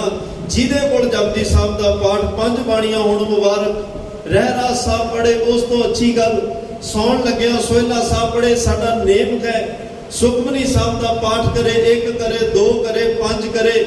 ਜਿੰਨੀ ਬਾਣੀ ਪੜ੍ਹੀ ਜਾਓਗੇ ਇਹਦਾ ਬੈਡ ਇਫੈਕਟ, ਸਾਈਡ ਇਫੈਕਟ ਕੋਈ ਨਹੀਂ। ਇਸ ਬਾਣੀ ਦਾ ਧਰਮ ਹੈ, ਇਹਨੇ ਜਿਵੇਂ ਜਿਵੇਂ ਪੜ੍ਹਦੇ ਜਾਓਗੇ ਤੁਹਾਡੇ ਮਨ ਦੀ ਮੈਲ ਉਤਾਰਦੀ ਜਾਏ, ਤੁਹਾਨੂੰ ਗੁਰੂ ਪਰਮਾਤਮਾ ਦੇ ਨੇੜੇ ਲਿਜਾਂਦੀ ਜਾਏਗੀ, ਤੁਹਾਡੇ ਪੁੰਨ ਵੱਧਦੇ ਜਾਣਗੇ, ਤੁਹਾਡੇ ਪਾਪ ਘਟਦੇ ਤੇ ਖਤਮ ਹੁੰਦੇ ਚਲੇ ਜਾਣਗੇ। ਇਸ ਬਾਣੀ ਦਾ ਧਰਮ ਹੈ ਭਾਈ, ਇੱਕ ਦਿਨ ਭਾਵਨਾ ਨਾਲ ਗੁਰਬਾਣੀ ਪੜ੍ਹਦਾ ਪੜ੍ਹਦਾ ਸਿੱਖ ਗੁਰਬਾਣੀ ਪੜ੍ਹੀਆਂ ਤੇ ਗੁਰਬਾਣੀ ਦਾ ਰੂਪ ਹੋ ਜਾਂਦਾ। ਪੜ੍ਹਨੀ ਹੀ ਇਸ ਭਾਵਨਾ ਨਾਲ ਚਾਹੀਦੀ ਹੈ ਕਿ ਅਸੀਂ ਗੁਰਬਾਣੀ ਪੜ੍ਹਦੇ ਗੁਰਬਾਣੀ ਦਾ ਰੂਪ ਹੋ ਜਾਈਏ, ਸਾਨੂੰ ਗੁਰਬਾਣੀ ਵਿੱਚੋਂ ਗੁਰੂ ਦੇ ਦਰਸ਼ਨ ਹੋ ਜਾਣ। ਅੱਜ ਦਰਸ਼ਨਾਂ ਦੀ, ਗੁਰੂ ਦਰਸ਼ਨਾਂ ਦੀ ਵਿਚਾਰ ਹੈ। ਮੈਂ ਸੰਖੇਪ ਮਾਤਰ ਸਰ ਬੇਨਤੀ ਕਰ ਰਿਹਾ ਕਿਉਂਕਿ ਇਹ ਵਿਸ਼ਾ ਬੜਾ ਗੰਭੀਰ ਹੈ। ਮਹਾਰਾਜ ਸਾਹਿਬ ਕਹਿੰਦੇ ਜਿਹਨੇ ਗੁਰੂ ਪਰਮਾਤਮਾ ਦੇ ਦਰਸ਼ਨਾਂ ਲਈ ਚੱਲਣਾ, ਸਭ ਤੋਂ ਪਹਿਲੀ ਗੱਲ ਉਸ ਰਾਹੀ ਦੇ ਕਦਮ ਨਾ ਰੁਕਣ। ਦੂਸਰੀ ਗੱਲ ਉਸ ਰਾਹੀ ਦੇ ਕਦਮ ਕਦੇ ਡੋਲਣ ਨਾ, ਕਦੇ ਮਨ ਵਿੱਚ ਕਾਹਲ ਨਾ ਆਵੇ, ਕਦੇ ਘਬਰਾਹਟ ਨਾ ਆਵੇ, ਕਦੇ ਸ਼ੰਕਾ ਨਾ ਆਵੇ। ਜਿੱਥੇ ਸ਼ੰਕਾ ਹੋਏਗਾ, ਸ਼ੰਕਾ ਤੇ ਸ਼ਰਧਾ ਦਾ ਸੁਮੇਲ ਕੋਈ ਨਹੀਂ, ਤੇ ਉਹ ਸਿੱਖ ਵੀ ਕਾਹਦਾ ਰਹਿ ਜਾਂਦਾ ਜਿਹਨੂੰ ਗੁਰੂ ਤੇ ਸ਼ੰਕਾ ਹੋ ਜਾਏ। ਪਤਾ ਨਹੀਂ ਮੈਂ ਪਾਠ ਕਰਦਾ ਕੁਝ ਬਣੇਗਾ ਜਾਂ ਨਹੀਂ ਬਣੇਗਾ। ਜਦੋਂ ਇਹ ਗੱਲ ਆਉਂਦੀ ਆ ਨਾ, ਇਹ ਦੁਬਦਾ ਹੈ। ਇਸ ਦੁਬਦਾ ਕਰਕੇ ਬੜਿਆਂ ਦੇ ਭਾਂਡੇ ਜਿਹੜੇ ਖਾਲੀ ਰਹਿ ਗਏ। ਉਹ ਸੇਵਾ ਕਰਦਾ ਕਰਦਾ ਕਈ ਵਾਰ ਸੋਚਦਾ ਕੁਝ ਬਣੇਗਾ ਪਤਾ ਨਹੀਂ, ਕੁਝ ਮਿਲੇਗਾ ਪਤਾ ਨਹੀਂ। ਉਹ ਰੋਜ਼ ਗੁਰੂ ਘਰ ਆਉਂਦਿਆਂ ਵੀ ਕਈ ਵਾਰ ਮਨ ਚਾਹੁੰਦਾ ਇੰਨੇ ਸਾਲ ਹੋ ਗਏ ਆਉਂਦਿਆਂ ਨੂੰ ਨਿਰੰਤਰ, ਪਤਾ ਨਹੀਂ ਕੁਝ ਬਣਨਾ ਜਾਂ ਨਹੀਂ ਬਣਨਾ, ਕੁਝ ਮਿਲਣਾ ਜਾਂ ਨਹੀਂ ਮਿਲਣਾ। ਕਈ ਵਾਰ ਇਹ ਨਿੱਕੀਆਂ ਨਿੱਕੀਆਂ ਗੱਲਾਂ ਦੂਰੀਆਂ ਵੱਡੀਆਂ ਬਣਾ ਜਾਂਦੀਆਂ ਨੇ। ਇੱਕ ਜਿਹੜੇ ਜੋਗਿੰਦਰ ਸਿੰਘ ਟੈਕਸਲਾ ਟੀਵੀ ਵਾਲੇ ਆ ਨਾ, ਇਹ ਬੰਗਲਾ ਸਾਹਿਬ ਜਾਂਦੇ ਸਨ। 35 ਸਾਲ ਹੋ ਗਏ ਬੰਗਲਾ ਸਾਹਿਬ ਜਾਂਦਿਆਂ। ਮੀਂਹ ਆਵੇ, ਹਨੇਰੀ ਆਵੇ, ਗਰਮੀ ਹੋਵੇ, ਸਰਦੀ ਹੋਵੇ, ਨੰਗੇ ਪੈਰ ਜਾਣਾ। ਕੋਈ ਪੈਸੇ ਦੀ ਕਮੀ ਨਹੀਂ, ਧਨ ਦੌਲਤ ਪਦਾਰਥਾਂ ਦੀ ਕਮੀ ਨਹੀਂ। ਇੱਕ ਦਿਨ ਕਿਸੇ ਸਨਾਤਨ ਮਤ ਦੇ ਕਿਸੇ ਪੰਡਤ ਨੇ ਪੁੱਛਿਆ ਵੀ ਜੋਗਿੰਦਰ ਸਿੰਘ ਜੀ ਬੜਾ ਲੰਬਾ ਸਮਾਂ ਹੋ ਗਿਆ ਬੰਗਲਾ ਸਾਹਿਬ ਜਾਂਦਿਆਂ, ਤੁਹਾਡੇ ਕੱਪੜੇ ਫਟੇ ਹੁੰਦੇ ਨੇ। ਕਿਉਂਕਿ ਜਿਹੜਾ ਗੁਰੂ ਦਾ ਸਿੱਖ ਹੈ ਉਹ ਕਦੇ ਗੁਰੂ ਕੋਲ ਇਸ ਤਰੀਕੇ ਨਾਲ ਨਹੀਂ ਜਾਂਦਾ ਕਿ ਮੈਨੂੰ ਲੋਕ ਵੇਖਣ ਕਿੰਨਾ ਅਮੀਰ ਬੰਦਾ ਹੈ। ਅੱਜ ਦਰਬਾਰ ਸਾਹਿਬ ਵੀ ਜਿਹੜੇ ਬਹੁਤ ਵੱਡੀਆਂ ਵੱਡੀਆਂ ਫੈਕਟਰੀਆਂ ਦੇ ਮਾਲਕ ਨੇ ਨਾ, ਦੱਸਿਆਂ ਤੋਂ ਪਤਾ ਲੱਗਦਾ ਹੈ ਕੋਈ ਸ਼ਾਮ ਛੱਲਾ ਨਹੀਂ, ਕੋਈ ਅਮੀਰੀ ਦੀ ਝਲਕ ਨਹੀਂ। ਫਟੇ ਪੁਰਾਣੇ ਮੈਲੇ ਕਚੈਲੇ ਕੱਪੜੇ ਪਾ ਕੇ ਇੰਨੀ ਨਿਮਰਤਾ ਵਿੱਚ ਆ ਕੇ ਉਹ ਦਾਸ ਬਣ ਕੇ ਬੈਠਦੇ ਆ, ਤੇ ਕਿਸੇ ਨੂੰ ਜਿਹਨੂੰ ਪਤਾ ਉਹਨੂੰ ਪਤਾ, ਨਹੀਂ ਤਾਂ ਉਹ ਆਪਣੇ ਆਪ ਨੂੰ ਲੁਕੋ ਕੇ ਰੱਖਦੇ ਆ ਕਿਤੇ ਸਾਡੀ ਅਮੀਰੀ ਦੀ ਬਦਬੂ ਨਾ ਝਲਕ ਪਵੇ, ਕਿਤੇ ਅਮੀਰੀ ਦਾ ਹੰਕਾਰ ਦੀ ਉਹ ਬਦਬੂ ਨਾ ਝਲਕ ਪਵੇ, ਕਿਤੇ ਧੰਨ ਗੁਰੂ ਰਾਮਦਾਸ ਪਾਤਸ਼ਾਹ ਦੇ ਘਰ ਵਿੱਚੋਂ ਖਾਲੀ ਨਾ ਰਹਿ ਜਾਵੇ। ਐਡੀ ਨਿਮਰਤਾ। ਸਤਿਗੁਰੂ ਪਾਤਸ਼ਾਹ ਨੇ ਸਾਨੂੰ ਗਰੀਬ ਨਹੀਂ ਬਣਾਇਆ, ਪਰ ਹਿਰਦੇ ਦੀ ਗਰੀਬੀ ਜ਼ਰੂਰੀ ਹੈ। ਹਿਰਦੇ ਦੀ ਗਰੀਬੀ ਮਤਲਬ ਅੰਦਰ ਦੀ ਨਿਮਰਤਾ, ਅੰਦਰ ਉਹ ਪ੍ਰਮਾਤਮਾ ਦਾ ਦਿੱਤਾ ਹੋਇਆ ਦੇਵੀ ਗੁਣ, ਜਿਹੜਾ ਹਰ ਇੱਕ ਗਰੀਬ ਲੋੜਵੰਦ ਦੀ ਲੋੜ ਨੂੰ ਆਪਣੀ ਲੋੜ ਸਮਝਦਾ ਹੋਵੇ, ਕਿਸੇ ਤੇ ਕੰਮ ਆਉਣ ਵਾਲਾ ਹੋਵੇ, ਸਰਬੱਤ ਦਾ ਭਲਾ ਮੰਗਣ ਤੇ ਕਰਨ ਵਾਲਾ। ਇਹ ਗੁਣ ਸਾਨੂੰ ਬਖਸ਼ਿਸ਼ ਕੀਤਾ ਗਿਆ। ਜਦੋਂ ਜੋਗਿੰਦਰ ਸਿੰਘ ਨੂੰ ਪੁੱਛਿਆ ਕਿ ਮਿਲਿਆ ਕੀ, ਉਹਦੀਆਂ ਅੱਖਾਂ 'ਚ ਪਾਣੀ ਆ ਗਿਆ, ਬੁੱਲ ਥਿੜਕ ਗਏ, ਕਾਫੀ ਸਮਾਂ ਬੋਲਿਆ ਨਹੀਂ ਗਿਆ। ਉਹਨਾਂ ਦੁਆਰੇ ਫਿਰ ਪੁੱਛਿਆ, ਕਹਿੰਦੇ ਮੈਂ ਤਾਂ ਇੱਕ ਸੁਭਾਵਕ ਸਹਿਜ ਸੁਭਾਅ ਤੁਹਾਨੂੰ ਪੁੱਛਿਆ ਵੀ ਲੰਬਾ ਸਮਾਂ ਬੰਗਲਾ ਸਾਹਿਬ ਜਾਂਦਿਆਂ ਹੋ ਗਿਆ, ਮਿਲਿਆ ਕੀ ਤੁਹਾਨੂੰ? ਉਹਨਾਂ ਨੇ ਰਸਨਾ ਜੀਭ ਨੂੰ ਬਾਹਰ ਕੱਢਿਆ, ਜੀਭ ਤੇ ਹੱਥ ਲਾ ਕੇ ਨੇਤਰ ਛਲ ਕੇ ਰੋਂਦਿਆਂ ਹੋਇਆਂ ਥਿੜਕਦੇ ਬੁੱਲਾਂ ਨਾਲ ਕਿਹਾ ਸੀ, ਪੰਡਤ ਜੀ ਆ ਨਿੱਕਾ ਜਿਹਾ ਜੀਭ ਦਾ ਟੁਕੜਾ ਬਿਆਨ ਨਹੀਂ ਕਰ ਸਕਦਾ ਗੁਰੂ ਹਰਕ੍ਰਿਸ਼ਨ ਸਾਹਿਬ ਦੇ ਘਰ ਵਿੱਚੋਂ ਕੀ ਕੁਝ ਮਿਲਿਆ। ਮੇਰੀ ਝੋਲੀ ਛੋਟੀ ਪੈ ਗਈ, ਮੇਰਾ ਘਰ ਛੋਟਾ ਪੈ ਗਿਆ, ਮੇਰੇ ਕੋਲੇ ਰੱਖਣ ਲਈ ਜਗ੍ਹਾ ਛੋਟੀ ਪੈ ਗਈ, ਪਰ ਉਹ ਜੇਵੜ ਆਪ ਤੇਵੜ ਤੇਰੀ ਦਾਤ। ਉਹਨੇ ਐਨੀਆਂ ਦਾਤਾਂ ਤੇ ਐਡੀਆਂ ਵੱਡੀਆਂ ਦਾਤਾਂ ਬਖਸ਼ ਦਿੱਤੀਆਂ, ਨਾ ਮੇਰੇ ਕੋਲੇ ਰੱਖਣ ਤੇ ਸਾਂਭਣ ਲਈ ਥਾਂ ਬਚੀ ਤੇ ਨਾ ਮੇਰੇ ਕੋਲੇ ਬਿਆਨ ਕਰਨ ਵਾਸਤੇ ਸ਼ਬਦ ਗਏ। ਖੈਰ, ਜਿਹੜਾ ਭਾਈ ਭਾਵਨਾ ਨਾਲ ਚੱਲਦਾ ਹੈ, ਸ਼ੰਕਾ ਨਹੀਂ, ਸ਼ਰਧਾ ਨਾਲ ਤੁਰਨਾ ਹੈ। ਮੈਂ ਕੱਲ ਵੀ ਬੇਨਤੀ ਕਰੀ, ਸਮਾਂ ਲੱਗ ਜਾਂਦਾ ਹੈ। ਗਿੱਲੀ ਲੱਕੜ ਨੂੰ ਵੀ ਅੱਗ ਲੱਗਦੀ ਹੈ, ਸੁੱਕੀ ਨੂੰ ਵੀ ਲੱਗਦੀ ਹੈ, ਪਰ ਗਿੱਲੀ ਲੱਕੜ ਦਾ ਪਹਿਲਾਂ ਪਾਣੀ ਸੜਦਾ ਹੈ, ਫਿਰ ਉਹਨੂੰ ਅੱਗ ਲੱਗਦੀ ਹੈ। ਪਤਾ ਨਹੀਂ ਅੰਦਰ ਕਿੰਨੇ ਪਾਪਾਂ ਦਾ, ਵਿਕਾਰਾਂ ਦਾ, ਜਨਮਾਂ ਦਾ ਪਾਪਾਂ ਦਾ ਪਾਣੀ ਅੰਦਰ ਟਿਕਿਆ ਹੋਇਆ। ਜਿਵੇਂ ਜਿਵੇਂ ਸੇਵਾ ਸਿਮਰਨ ਬੰਦਗੀ ਗੁਰੂ ਘਰ ਵਿੱਚ ਆਉਂਦੇ ਆ, ਕਥਾ ਕੀਰਤਨ ਸੁਣਦੇ ਆ, ਕਥਾ ਕੀਰਤਨ ਬਾਣੇ ਨਾਲ ਜੁੜਦੇ ਆ, ਉਵੇਂ ਉਵੇਂ ਇਹ ਪਾਪਾਂ ਦਾ ਪਾਣੀ ਸੜਦਾ ਜਾਂਦਾ ਹੈ, ਸੁੱਕਦਾ ਜਾਂਦਾ ਹੈ। ਹੌਲੀ ਹੌਲੀ ਇਹ ਪਾਣੀ ਜਿਵੇਂ ਜਿਵੇਂ ਸੜਦਾ, ਨਿਰਮਲ ਸਵੱਛ ਮਨ ਹੋਈ ਜਾਂਦਾ ਹੈ। ਫਿਰ ਨਿਰਮਲ ਸਵੱਛ ਮਨ ਵਿੱਚੋਂ ਅੰਦਰੋਂ ਹੀ ਪ੍ਰਮਾਤਮਾ ਦੇ ਦਰਸ਼ਨ ਹੋ ਜਾਂਦੇ, ਆਪਣੇ ਆਪ ਦੀ ਸੁਧ ਹੋ ਜਾਂਦੀ ਹੈ, ਆਪਣੇ ਆਪ ਦਾ ਪਤਾ ਲੱਗ ਜਾਂਦਾ ਹੈ, ਅੰਦਰੋਂ ਹੀ ਉਸ ਪ੍ਰਮਾਤਮਾ ਦੇ ਦੀਦਾਰ ਹੋ ਜਾਂਦੇ ਹਨ। ਤੇ ਮਹਾਰਾਜ ਕਹਿੰਦੇ, ਪਹਿਲਾ ਉਸ ਰਾਹੀ ਦੇ ਕਦਮ ਨਾ ਰੁਕਣ, ਦੂਸਰਾ ਉਸ ਰਾਹੀ ਦੇ ਕਦਮ ਥਿੜਕਣ ਨਾ, ਤੇ ਤੀਸਰਾ ਹੈ ਕਿ ਉਹ ਰਾਹੀ ਜਿਹੜਾ ਹੈ ਅਚਿੰਤ ਜਿਹੜਾ ਹੈ ਬਿਨਾਂ ਕਿਸੇ ਦੇਰੀ ਤੋਂ ਨਿਰੰਤਰ ਆਪਣੀ ਮੰਜ਼ਿਲ ਵੱਲ ਤੁਰਦਾ ਰਵੇ, ਕਦੇ ਰੁਕੇ ਨਾ, ਨਿਰੰਤਰ ਆਪਣੀ ਮੰਜ਼ਿਲ ਵੱਲ ਚੱਲਦਾ ਰਵੇ। ਤੇ ਮਹਾਰਾਜ ਸਾਹਿਬ ਕਹਿੰਦੇ, ਇੱਕ ਦਿਨ ਚੱਲਦਾ ਚੱਲਦਾ ਉਸ ਪਰਮਾਤਮਾ ਤੱਕ ਪਹੁੰਚ ਜਾਂਦਾ ਹੈ। ਕਿਤੇ ਥੋੜਾ ਜਿਹਾ ਚੱਲ ਕੇ ਫਿਰ ਰੁਕ ਜਾਏ, ਥੋੜਾ ਜਿਹਾ ਚੱਲ ਕੇ ਵੇਖਣ ਲੱਗ ਜਾਏ ਵੀ ਇੰਨਾ ਹੋ ਗਿਆ, ਇੰਨਾ ਕੁ ਰਹਿ ਗਿਆ। ਮਹਾਰਾਜ ਸਾਹਿਬ ਕਹਿੰਦੇ ਨਹੀਂ, ਮੰਜ਼ਿਲ ਵੱਲ ਨੱਕ ਦੀ ਸੇਧ ਤੁਰਿਆ ਚੱਲੇ ਤੇ ਪ੍ਰਮਾਤਮਾ ਅੱਗੇ ਲੈਣ ਵਾਸਤੇ ਆਪ ਮਿਲਦੇ ਨੇ, ਆਪ ਉਹਨੂੰ ਆਪਣੇ ਬਖਸ਼ਿਸ਼, ਆਪਣੀ ਰਹਿਮਤ ਵਰਤਾ ਕੇ ਆਪਣੇ ਵਿੱਚ ਅਭੇਦਤਾ ਬਖਸ਼ ਦਿੰਦੇ ਹਨ। ਹੁਣ ਦਰਸ਼ਨ, ਵੈਸੇ ਪ੍ਰੋਫੈਸਰ ਭਾਈ ਕਾਹਨ ਸਿੰਘ ਨਾਭਾ ਜੀ ਨੇ 4 ਤਰ੍ਹਾਂ ਦੇ ਦਰਸ਼ਨ, ਜਿਨ੍ਹਾਂ ਨੂੰ ਬੜੀ ਵਾਰ ਤੁਸੀਂ ਸੁਣਿਆ ਹੈ, ਚਿੰਤਨ ਦਰਸ਼ਨ, ਸ਼ਰਵਣ ਦਰਸ਼ਨ, ਸੁਪਨ ਦਰਸ਼ਨ, ਪ੍ਰਤੱਖ ਦਰਸ਼ਨ। ਤੇ 2 ਤਰ੍ਹਾਂ ਦੇ ਦਰਸ਼ਨ ਹੋਰ ਨੇ, ਇੱਕ ਬਾਹਰੀ ਦਰਸ਼ਨ ਹੁੰਦੇ ਆ, ਇੱਕ ਅੰਦਰੂਨੀ ਦਰਸ਼ਨ ਹੁੰਦੇ ਆ। ਬਾਹਰੀ ਦਰਸ਼ਨ ਤਾਂ ਉਹ ਹੈ ਜਿਹਨੂੰ ਮਿਲਣਾ, ਜਿਹੜਾ ਪਿਆਰਾ ਉਹ ਸਾਖਸ਼ਾਤ ਸਾਹਮਣੇ ਖੜ ਜਾਏ। ਇੱਕ ਉਹ ਹੈ ਜਿਹਨੂੰ ਅਸੀਂ ਅੰਦਰੋਂ ਵੇਖਣਾ ਹੈ, ਜਿਹਦੇ ਅਸੀਂ ਦਰਸ਼ਨ ਅੰਦਰ ਕਰਨੇ ਹਨ। ਇਹ ਦੋਵੇਂ ਦਰਸ਼ਨਾਂ ਵਿੱਚ ਬੜਾ ਫਰਕ ਹੈ। ਬਾਹਰੀ ਦਰਸ਼ਨ ਪ੍ਰਤੱਖ ਰੂਪ ਵਿੱਚ ਦਰਸ਼ਨ ਨੇ, ਜਿਹਨੂੰ ਮਿਲਣਾ ਚਾਹੁੰਦੇ ਹੋ, ਜਿਹਦਾ ਆਕਾਰ ਹੈ, ਆਕਾਰ ਵਾਲੇ ਨੂੰ ਮਿਲੇ, ਬਾਹਰੋਂ ਦਰਸ਼ਨ ਹੋਵੇ, ਪਰ ਉਹਦੇ ਅੰਦਰੋਂ ਦਰਸ਼ਨ ਕਿਵੇਂ ਹੋਣ? ਅੰਦਰਲੇ ਦਰਸ਼ਨ ਨੇ ਉਹਦੇ ਉਪਦੇਸ਼ ਰਾਹੀਂ, ਅੰਦਰਲੇ ਦਰਸ਼ਨ ਨੇ ਉਹਦੇ ਸ਼ਬਦ ਰਾਹੀਂ, ਅੰਦਰਲੇ ਦਰਸ਼ਨ ਨੇ ਉਹਦੇ ਗੁਣਾਂ ਰਾਹੀਂ, ਅੰਦਰਲੇ ਦਰਸ਼ਨ ਨੇ ਉਹਦੇ ਸਿਧਾਂਤ ਰਾਹੀਂ। ਜਿਵੇਂ ਗੁਰੂ ਨਾਨਕ ਸਾਹਿਬ ਨੂੰ ਸਿੱਧਾਂ ਨੇ ਕਿਹਾ ਸੀ, ਸਿੱਧੀ ਮਨੇ ਵਿਚਾਰਿਆ ਕਿਵ ਦਰਸ਼ਨ ਇਹ ਲੈਵੇ ਵਾਲਾ। ਉਹ ਮਨ ਵਿੱਚ ਸੋਚਦਾ ਵੀ ਇਹ ਸਾਡਾ ਦਰਸ਼ਨ ਕਿਵੇਂ ਧਾਰਨ ਕਰੇ। ਉੱਥੇ ਦਰਸ਼ਨ ਦੇ ਅਰਥ ਨੇ ਫਲਸਫਾ, ਸਿਧਾਂਤ, ਉਹਨਾਂ ਦੀ ਫਿਲਾਸਫੀ, ਉਹਨਾਂ ਦੀ ਮਤ, ਉਹਨਾਂ ਦਾ ਸਿਧਾਂਤ। ਇਹ ਸਾਡੇ ਸਿਧਾਂਤ, ਸਾਡੀ ਮਤ ਨੂੰ, ਸਾਡੇ ਉਪਦੇਸ਼ ਨੂੰ ਕਿਵੇਂ ਧਾਰਨ ਕਰੇ। ਉੱਥੇ ਦਰਸ਼ਨ ਦੇ ਅਰਥ ਮਤ ਔਰ ਸਿਧਾਂਤ ਬਣਦੇ ਹਨ। ਤੇ ਅੰਦਰੂਨੀ ਦਰਸ਼ਨ ਉਦੋਂ ਹੁੰਦੇ ਆ ਜਦੋਂ ਅਸੀਂ ਗੁਰੂ ਦੇ ਸ਼ਬਦ ਨੂੰ, ਗੁਰੂ ਦੀ ਮਤ ਨੂੰ, ਗੁਰੂ ਦੇ ਸਿਧਾਂਤ ਨੂੰ, ਉਪਦੇਸ਼ ਨੂੰ, ਆਪਣੇ ਉਹਦੇ ਗੁਣਾਂ ਨੂੰ ਹਿਰਦੇ ਵਿੱਚ ਧਾਰਨ ਕਰਕੇ ਤੇ ਉਹਦੇ ਗੁਣਾਂ ਦਾ ਅੰਦਰ ਹੀ ਅੰਦਰ ਚਿੰਤਨ ਕਰਦੇ ਆ। ਉਹਦਾ ਧੰਨਵਾਦ, ਉਹਦਾ ਸ਼ੁਕਰਾਨਾ ਕਰਦੇ ਹਾਂ, ਫਿਰ ਉਸ ਗੁਰੂ ਪਰਮਾਤਮਾ ਦੇ ਸਾਨੂੰ ਅੰਦਰੋਂ ਹੀ ਦਰਸ਼ਨ ਹੋਣ ਲੱਗ ਪੈਂਦੇ ਹਨ। ਅੱਜ ਭੱਟ ਕੀਰਤ ਸਾਹਿਬ ਧੰਨ ਗੁਰੂ ਅਮਰਦਾਸ ਪਾਤਸ਼ਾਹ ਦੇ ਦਰਸ਼ਨਾਂ ਦੀ ਗੱਲ ਕਰ ਰਹੇ ਹਨ। ਆਓ ਪਿਆਰ ਨਾਲ ਸਰਵਣ ਕਰੀਏ ਕਿ ਗੁਰੂ ਅਮਰਦਾਸ ਪਾਤਸ਼ਾਹ ਤੁਹਾਡੇ ਦਰਸ਼ਨ ਕਰਨ ਦੇ ਨਾਲ ਕਿਹੜੀਆਂ ਦਾਤਾਂ ਦੀ ਪ੍ਰਾਪਤੀ ਹੁੰਦੀ ਹੈ। ਜਿਨ੍ਹਾਂ ਨੇ ਉਦੋਂ ਦਰਸ਼ਨ ਕੀਤੇ ਉਦੋਂ ਵੀ ਉਹ ਪ੍ਰਾਪਤੀਆਂ ਹੋਈਆਂ। ਜੇ ਕੋਈ ਅੱਜ ਦਰਸ਼ਨ ਕਰੇ, ਅੱਜ ਵੀ ਤੁਹਾਡੇ ਉਹਨਾਂ ਮਹਾਨ ਗੁਣਾਂ ਦੀਆਂ ਪ੍ਰਾਪਤੀਆਂ ਹੋਣਗੀਆਂ। ਬੜੇ ਪਿਆਰੇ ਸ਼ਬਦ ਹਨ, ਮਨ ਚਿਤ ਬਿਰਤੀਆਂ ਇਕਾਗਰ ਕਰਕੇ ਸਰਵਣ ਕਰੀਏ ਜੀ। ਜਪ ਤਪ ਸਤ ਸੰਤੋਖ ਭਿਖ ਦਰਸ਼ਨ ਗੁਰ ਸਿੱਖ ਹੈ। ਭਿਖ ਦੇ ਅਰਥ ਹੁੰਦੇ ਨੇ ਵੇਖ ਕੇ, ਦਰਸ਼ਨ ਗੁਰ ਸਿੱਖ ਹੈ।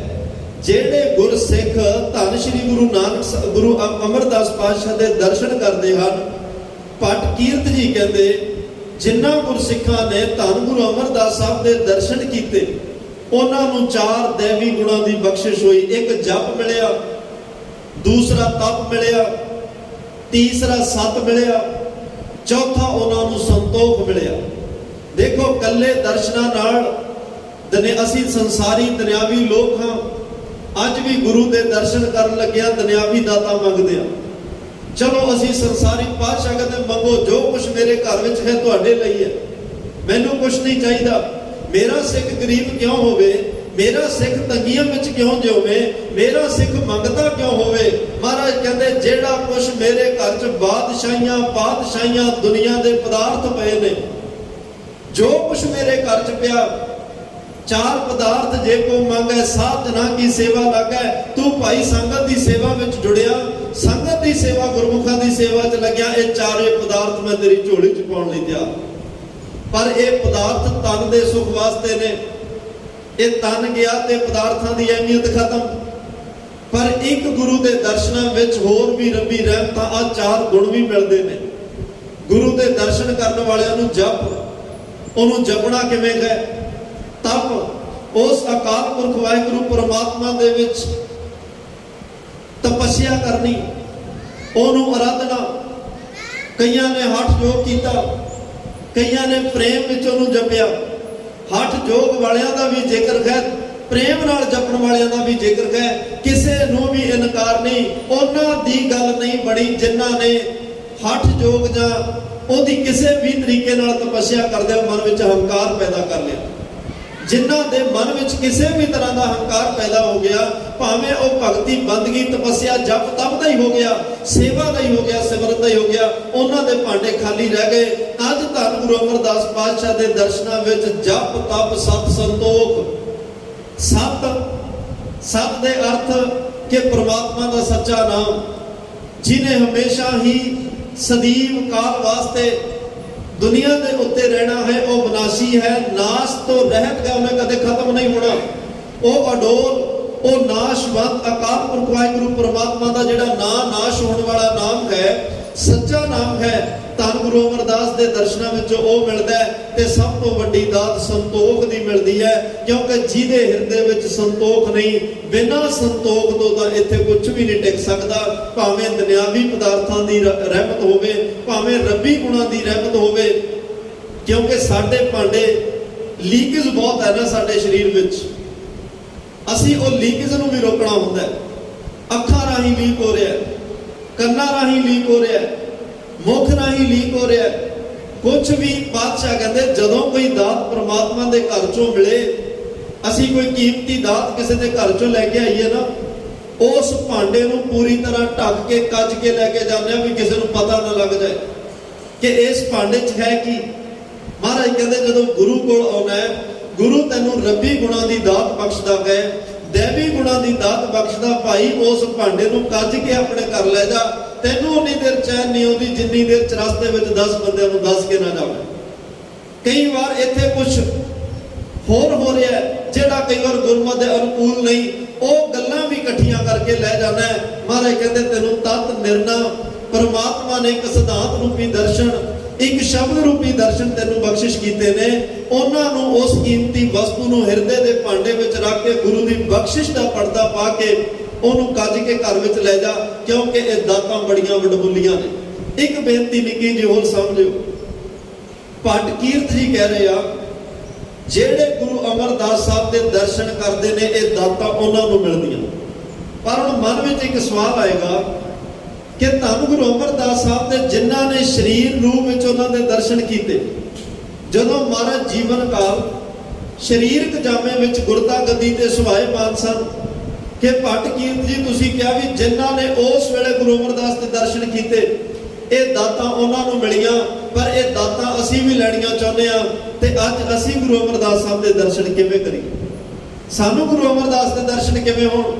ਧੰਨ ਗੁਰੂ ਅਰਜਨ ਦੇਵ ਪਾਤਸ਼ਾਹ ਨੇ ਜਿਸ ਦਿਨ ਗੁਰੂ ਗ੍ਰੰਥ ਸਾਹਿਬ ਮਹਾਰਾਜ ਦੀ ਬੀੜ ਦੀ ਸੰਪਾਦਨਾ ਕੀਤੀ, ਜਿਸ ਦਿਨ ਗੁਰੂ ਗ੍ਰੰਥ ਸਾਹਿਬ ਦੀ ਬੀੜ ਦੀ ਸੰਪਾਦਨਾ ਹੋਈ, ਬੀੜ ਦਾ ਸੰਗ੍ਰਹਿ ਹੋਇਆ, ਬਾਣੀ ਇਕੱਤਰ ਹੋਈ, ਉਸ ਦਿਨ ਗੁਰਸਿੱਖਾਂ ਨੇ ਪੁੱਛਿਆ ਸੀ ਪਾਤਸ਼ਾਹ ਸਰੀਰ ਜਾਮਾ ਕਿੰਨਾ ਸਮਾਂ, ਕਿ ਹਰ ਵੇਲੇ ਸਰੀਰ ਵਿੱਚ ਨਹੀਂ ਰਹੋਗੇ? ਮਹਾਰਾਜ ਸਾਹਿਬ ਨੇ ਕਿਹਾ ਸੀ ਨਹੀਂ ਭਾਈ, ਇਹ ਸਰੀਰ ਤਾਂ ਇੱਕੋ ਵੇਲੇ ਇੱਕੋ ਸਮੇਂ ਇੱਕ ਜਗ੍ਹਾ ਤੇ ਦਰਸ਼ਨ ਦੇ ਸਕਦਾ ਹੈ, ਸਾਰੀਆਂ ਥਾਵਾਂ ਤੇ ਨਹੀਂ। ਮੈਂ ਇਹੋ ਜਿਹਾ ਗੁਰੂ ਤੁਹਾਨੂੰ ਦੇ ਕੇ ਜਾਣਾ ਜਿਹੜਾ ਇੱਕੋ ਵੇਲੇ ਇੱਕੋ ਸਮੇਂ ਹਰ ਜਗ੍ਹਾ ਤੇ ਸੰਗਤਾਂ ਨੂੰ ਦਰਸ਼ਨ ਦੇ ਕੇ ਉਹਨਾਂ ਦੇ ਜਨਮ ਮਰਨ ਦੇ ਰੋਗ ਕੱਟਦੇ। ਤਾਂ ਮਹਾਰਾਜ ਸਾਹਿਬ ਨੇ ਇਹ ਗੁਰੂ ਗ੍ਰੰਥ ਸਾਹਿਬ ਗੁਰੂ ਸਾਨੂੰ ਬਖਸ਼ਿਸ਼ ਕੀਤੇ ਆ। ਮੇਰਾ ਸਰੂਪ ਹੀ ਬਾਣੀ ਹੈ, ਮੈਂ ਬਾਣੀ ਵਿੱਚ ਆਪਣੇ ਆਪ ਨੂੰ ਟਿਕਾ ਲੈਣਾ ਹੈ, ਗੁਰਬਾਣੀ ਦੇ ਵਿੱਚ ਆਪਣੀ ਆਤਮਾ ਨੂੰ ਟਿਕਾ ਲੈਣਾ ਹੈ। ਤਾਂ ਹੀ ਅਸੀਂ ਕਹਿੰਦੇ ਆ ਦਸਾਂ ਪਾਤਸ਼ਾਹੀਆਂ ਦੀ ਜਗਦੀ ਜੋਤ। ਮਹਾਰਾਜ ਸਾਹਿਬ ਨੇ ਆਤਮਾ ਗੁਰੂ ਗ੍ਰੰਥ ਵਿੱਚ, ਸਰੀਰ ਆਪਣਾ ਪੰਥ ਵਿੱਚ ਟਿਕਾ ਦਿੱਤਾ। ਮਹਾਰਾਜ ਸਾਹਿਬ ਕਹਿੰਦੇ ਜੇ ਸਰੀਰਕ ਦਰਸ਼ਨ ਕਰਨੇ ਆ, ਕਿਸੇ ਚੜ੍ਹਦੀ ਕਲਾ ਵਾਲੇ ਗੁਰਸਿੱਖ ਦੇ ਦਰਸ਼ਨ ਕਰੀ। ਗੁਰੂ ਗੋਬਿੰਦ ਸਿੰਘ ਸਾਹਿਬ ਕਹਿੰਦੇ ਮੇਰੇ ਦਰਸ਼ਨ ਹੋਣਗੇ।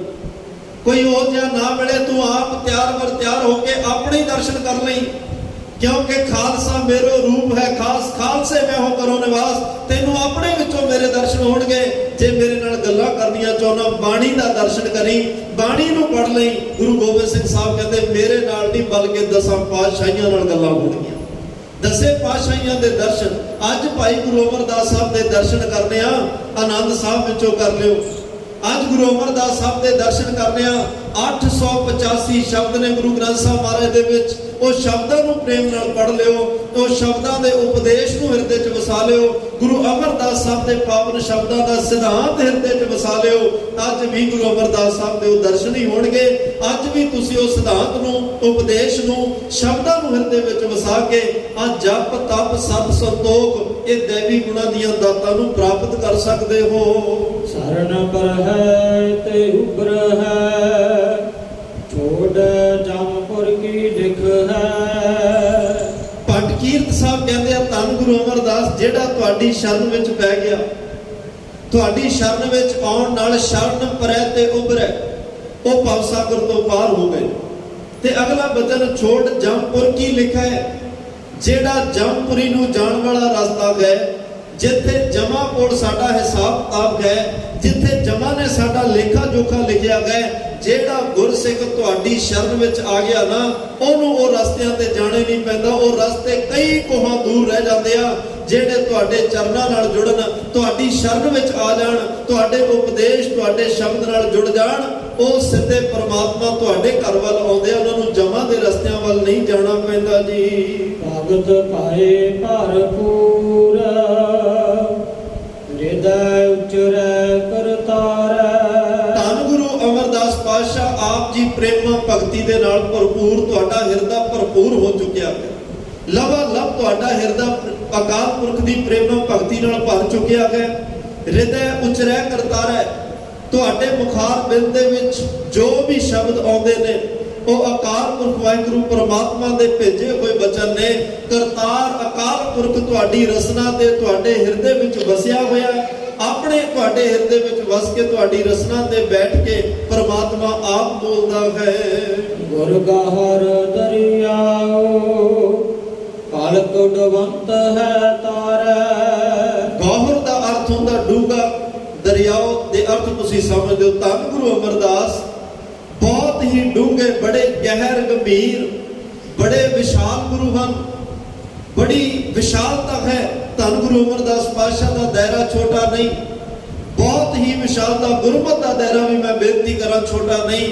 ਅਸੀਂ ਕਈ ਵਾਰ ਆਪਣੀ ਜਦੋਂ ਅਕਲਾਂ ਦੇ ਘੋੜੇ ਭਜਾਉਂਦੇ ਆ, ਕਈ ਵਾਰ ਆਪਣੀਆਂ ਅਕਲਾਂ ਦੇ ਪੈਮਾਨਿਆਂ ਨਾਲ ਤੋਲ ਕੇ ਗੁਰਮਤਿ ਦੇ ਕਿਤੇ ਨਾ ਕਿਤੇ ਜਿਹੜੇ ਰਸਤੇ ਆ ਉਹ ਤੰਗ ਕਰ ਰਹੇ ਆ, ਕਿਤੇ ਨਾ ਕਿਤੇ ਉਸ ਫਰਾਕ ਦਿਲੀ ਨੂੰ ਜਿਹੜੀ ਹੈ ਵਿਸ਼ਾਲਤਾ ਉਹਨੂੰ ਘੱਟ ਕਰ ਰਹੇ ਆ, ਉਹਨੂੰ ਸੁੰਗੜਨ ਦਾ ਜਿਹੜਾ ਅਸੀਂ ਕੋਸ਼ਿਸ਼ ਕਰ ਰਹੇ ਆ ਵੀ ਇਹ ਘੱਟ ਹੋਵੇ, ਇਹ ਤੰਗ ਹੋਵੇ। ਪਰ ਗੁਰਮਤਿ ਨੇ ਜਿਹੜਾ ਰਸਤਾ ਹੈ ਉਹ ਬੜਾ ਵਿਸ਼ਾਲਤਾ ਵਾਲਾ ਦਿੱਤਾ ਹੈ। ਧੰਨ ਗੁਰੂ ਨਾਨਕ ਗੁਰੂ ਅਮਰਦਾਸ ਸਾਹਿਬ ਦਾ ਹਿਰਦਾ ਬੜਾ ਵਿਸ਼ਾਲਤਾ ਵਾਲਾ, ਬੜਾ ਡੂੰਘਾਈ ਵਾਲਾ, ਬੜਾ ਗਹਿਰਾਈ ਵਾਲਾ ਹੈ। ਇਹੀ ਨਹੀਂ ਕਿ ਇਕੱਲੇ ਸਿੱਖਾਂ ਨੂੰ ਹੀ ਗੁਰੂ ਅਮਰਦਾਸ ਦੇ ਦਰਸ਼ਨ ਹੋਣ ਤੇ ਹੋ ਸਕਦੇ ਨੇ, ਜਾਂ ਇਕੱਲਾ ਸਿੱਖ ਹੀ ਗੁਰੂ ਅਮਰਦਾਸ ਦੇ ਦਰਸ਼ਨ ਕਰਕੇ ਆ ਦੇਵੀ ਗੁਣਾਂ ਦੀ ਦਾਤ ਪ੍ਰਾਪਤ ਕਰ ਸਕਦਾ ਹੈ। ਉਹ ਜਹਰ ਪੀਰ ਜਗਤਪੁਰ ਬਾਬਾ ਹੈ, ਉਹਦਾ ਕੋਈ ਜੈਨੀ ਦਰਸ਼ਨ ਕਰ ਸਕਦਾ ਹੈ, ਕੋਈ ਬੋਧੀ ਵੀ ਦਰਸ਼ਨ ਕਰ ਸਕਦਾ ਹੈ, ਕੋਈ ਸਨਾਤਨੀ ਵੀ ਦਰਸ਼ਨ ਕਰ ਸਕਦਾ ਹੈ। ਤੇ ਇਸਲਾਮ ਧਰਮ ਦੇ ਲੋਕਾਂ ਨੇ ਤਾਂ ਕਹਿ ਹੀ ਦਿੱਤਾ ਸੀ, ਧੰਨ ਗੁਰੂ ਨਾਨਕ ਸਾਹਿਬ, ਜੇ ਆਏ ਹੋ ਤਾਂ ਛੱਡ ਕੇ ਨਾ ਜਾਓ, ਤੁਹਾਡੇ ਬਿਨਾ ਗੁਜ਼ਾਰਾ ਨਹੀਂ, ਜੇ ਜਾਣਾ ਹੀ ਹੈ ਤਾਂ ਕੋਈ ਨਿਸ਼ਾਨੀ ਦੇ ਦਿਓ। ਧੰਨ ਗੁਰੂ ਨਾਨਕ ਸਾਹਿਬ ਆਪਣੀ ਖਿੜਾਮ ਨਿਸ਼ਾਨੀ ਮੱਕੇ ਦੇ ਕਾਜ਼ੀਆਂ ਨੂੰ ਦੇ ਕੇ ਆਏ।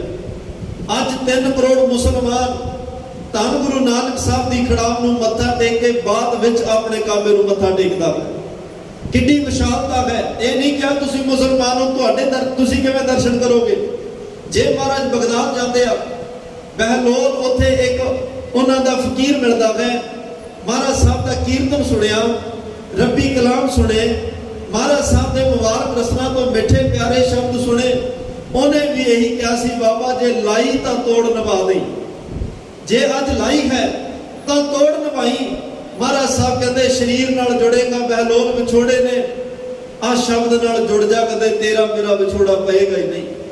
ਤੇ ਉਹਨਾਂ ਦੀਆਂ ਤਾਰੀਖਾਂ ਵਿੱਚ ਲਿਖਿਆ, ਇਸਲਾਮ ਬਗਦਾਦ ਦੀਆਂ ਤਾਰੀਖਾਂ ਵਿੱਚ ਲਿਖਿਆ, ਜਨਮ ਸਾਖੀ ਵਾਲਿਆਂ ਨੇ ਲਿਖਿਆ ਕਿ ਉਹ ਬਹਿਲੋਲ ਫਕੀਰ 60 ਸਰਦੀਆਂ ਮਤਲਬ 60 ਵਰੇ 60 ਸਾਲ ਧੰਨ ਗੁਰੂ ਨਾਨਕ ਸਾਹਿਬ ਦੇ ਦਿੱਤੇ ਹੋਏ ਉਪਦੇਸ਼ ਨੂੰ ਕਮਾਉਂਦਾ ਰਿਹਾ, ਧਿਆਉਂਦਾ ਰਿਹਾ, ਜਪਦਾ ਰਿਹਾ। ਜੋ ਸ਼ਬਦ ਦਿੱਤਾ ਉਹ ਸ਼ਬਦ ਦੀ ਕਮਾਈ ਕਰਦਾ ਰਿਹਾ। ਜਿੰਨਾ ਸਮਾਂ ਉਹ ਕਹਿੰਦੇ ਆ 60 ਸਰਦੀਆਂ ਭਾਵ 60 ਸਾਲ ਉਹ ਬਾਅਦ ਵਿੱਚ ਹੋਇਆ, 60 ਸਾਲ ਉਹਨੇ ਧੰਨ ਗੁਰੂ ਨਾਨਕ ਸਾਹਿਬ ਦੇ ਦਰਸ਼ਨਾਂ ਨੂੰ ਮਾਣਿਆ, 60 ਸਾਲ ਪ੍ਰਮਾਤਮਾ ਦੇ ਦਰਸ਼ਨਾਂ ਨੂੰ ਮਾਣਿਆ, ਕਿਉਂਕਿ ਉਪਦੇਸ਼ ਸ਼ਬਦ ਹੀ ਸਦੀਵ ਕਾਲ ਵਾਸਤੇ ਦਰਸ਼ਨ ਨੇ। ਧੰਨ ਗੁਰੂ ਅਮਰਦਾਸ ਗੁਰ ਗੌਹਰ ਦਰਿਆਓ, ਸਤਿਗੁਰੂ ਭਾਈ ਬਖਸ਼ਿਸ਼ਾਂ ਦਾ ਡੂੰਘਾ ਦਰਿਆ ਹੈ, ਜਿਸ ਦਰਿਆ ਦੇ ਵਿੱਚ ਪਲਕ ਡੁਬੰਤ ਹੈ ਤਾਰੇ। ਜੇ ਕੋਈ ਕਈ ਵਾਰ ਵਿਕਾਰੀ ਭਾਵਨਾ ਨਾਲ ਵਾਸ਼ਨਾਵਾਂ ਅਧੀਨ ਇਸ ਭਵ ਸਾਗਰ ਵਿੱਚ ਡੁੱਬਣਾ ਲੱਗਦਾ ਹੈ, ਡੁੱਬਣ ਦੀ ਕਈ ਵਾਰ ਉਹ ਮਾੜੇ ਕਰਮ ਆ ਜਾਂਦੇ, ਡੁੱਬ ਸਕਦਾ। ਇੱਕ ਪਲਕ ਅੱਖ ਝਮਕਣ ਦੇ ਸਮੇਂ ਵਿੱਚ ਗੁਰੂ ਅਮਰਦਾਸ ਬਖਸ਼ਿਸ਼ ਰਹਿਮਤ ਦਾ ਚੱਪੂ ਮਾਰ ਕੇ ਇਸ ਭਵ ਸਾਗਰ ਵਿੱਚੋਂ ਪਾਰ ਕਰ ਦਿੰਦੇ ਹਨ।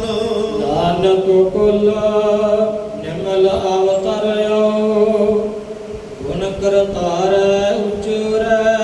ਧੰਨ ਗੁਰੂ ਨਾਨਕ ਸਾਹਿਬ ਦੀ ਨਿਰਮਲ ਕੁਲ ਵਿੱਚ ਧੰਨ ਗੁਰੂ ਅਮਰਦਾਸ ਸਾਹਿਬ ਆਏ, ਪੈਦਾ ਹੋਏ। ਇਸ ਕੁਲ ਵਿੱਚ ਗੁਰੂ ਅੰਗਦ ਸਾਹਿਬ ਆਏ, ਇਸ ਕੁਲ ਵਿੱਚ ਗੁਰੂ ਅਮਰਦਾਸ ਸਾਹਿਬ ਆਏ। ਧੰਨ ਗੁਰੂ ਨਾਨਕ ਸਾਹਿਬ ਦੀ ਇਸ ਪਰਮਾਰਥ ਦੀ ਕੁਲ ਵਿੱਚ, ਰੂਹਾਨੀਅਤ ਦੀ ਕੁਲ ਵਿੱਚ ਕਦੇ ਗੁਰੂ ਰਾਮਦਾਸ ਆਏ, ਕਦੇ ਗੁਰੂ ਅਰਜਨ ਸਾਹਿਬ, ਕਦੇ ਗੁਰੂ ਹਰਗੋਬਿੰਦ ਸਾਹਿਬ। 10 ਪਾਤਸ਼ਾਹੀਆਂ ਇਸ ਨਾਨਕ ਪਾਤਸ਼ਾਹ ਦੀ ਰੂਹਾਨੀਅਤ ਦੀ ਕੁਲ ਵਿੱਚ ਆਏ ਹਨ। ਅੱਜ ਗੁਰੂ ਅਮਰਦਾਸ ਸਾਹਿਬ ਤਖਤ ਤੇ ਸੁਭਾਏਮਾਨ ਤੇ ਭੱਟ ਸਾਹਿਬਾਨ ਕਹਿੰਦੇ ਆ ਗੁਣ ਕਰਤਾਰੈ ਉਚਰੈ। ਧੰਨ ਗੁਰੂ ਨਾਨਕ ਸਾਹਿਬ ਦੇ ਨਿਰਮਲ ਕੁਲ ਵਿੱਚ ਪੈਦਾ ਹੋਏ ਗੁਰੂ ਅਮਰਦਾਸ ਨਿਰੰਤਰ ਇੱਕ ਰਸ, ਅੱਠੇ ਪਹਿਰ, ਇੱਕ ਵੀ ਸਵਾਸ ਵਿਅਰਥ ਨਹੀਂ, ਅਕਾਲ ਪੁਰਖ ਵਾਹਿਗੁਰੂ ਪਰਮਾਤਮਾ ਦੇ ਗੁਣਾਂ ਨੂੰ ਉਚਾਰ ਰਹੇ ਹਨ। ਗੁਰ ਅਮਰਦਾਸ ਜਨ ਸੇਵਿਆ, ਤਿਨ ਦੁਖ ਦਰਿਦਰ ਪਰ ਹਰ ਪਰੈ। ਜਿਨ੍ਹਾਂ ਨੇ ਭਾਈ ਗੁਰੂ ਅਮਰਦਾਸ ਪਾਤਸ਼ਾਹ ਨੂੰ ਸੇਵਿਆ ਹੈ, ਸੇਵਾ ਕੀਤੀ, ਪੂਜਾ ਕੀਤੀ, ਆਰਾਧਨਾ ਕੀਤੀ, ਧਿਆਇਆ ਹੈ, ਦਰਸ਼ਨ ਕੀਤੇ ਨੇ, ਤਿੰਨ ਦੁੱਖ ਦਰਿਦਰ ਪਰ ਹਰ ਪਰੈ।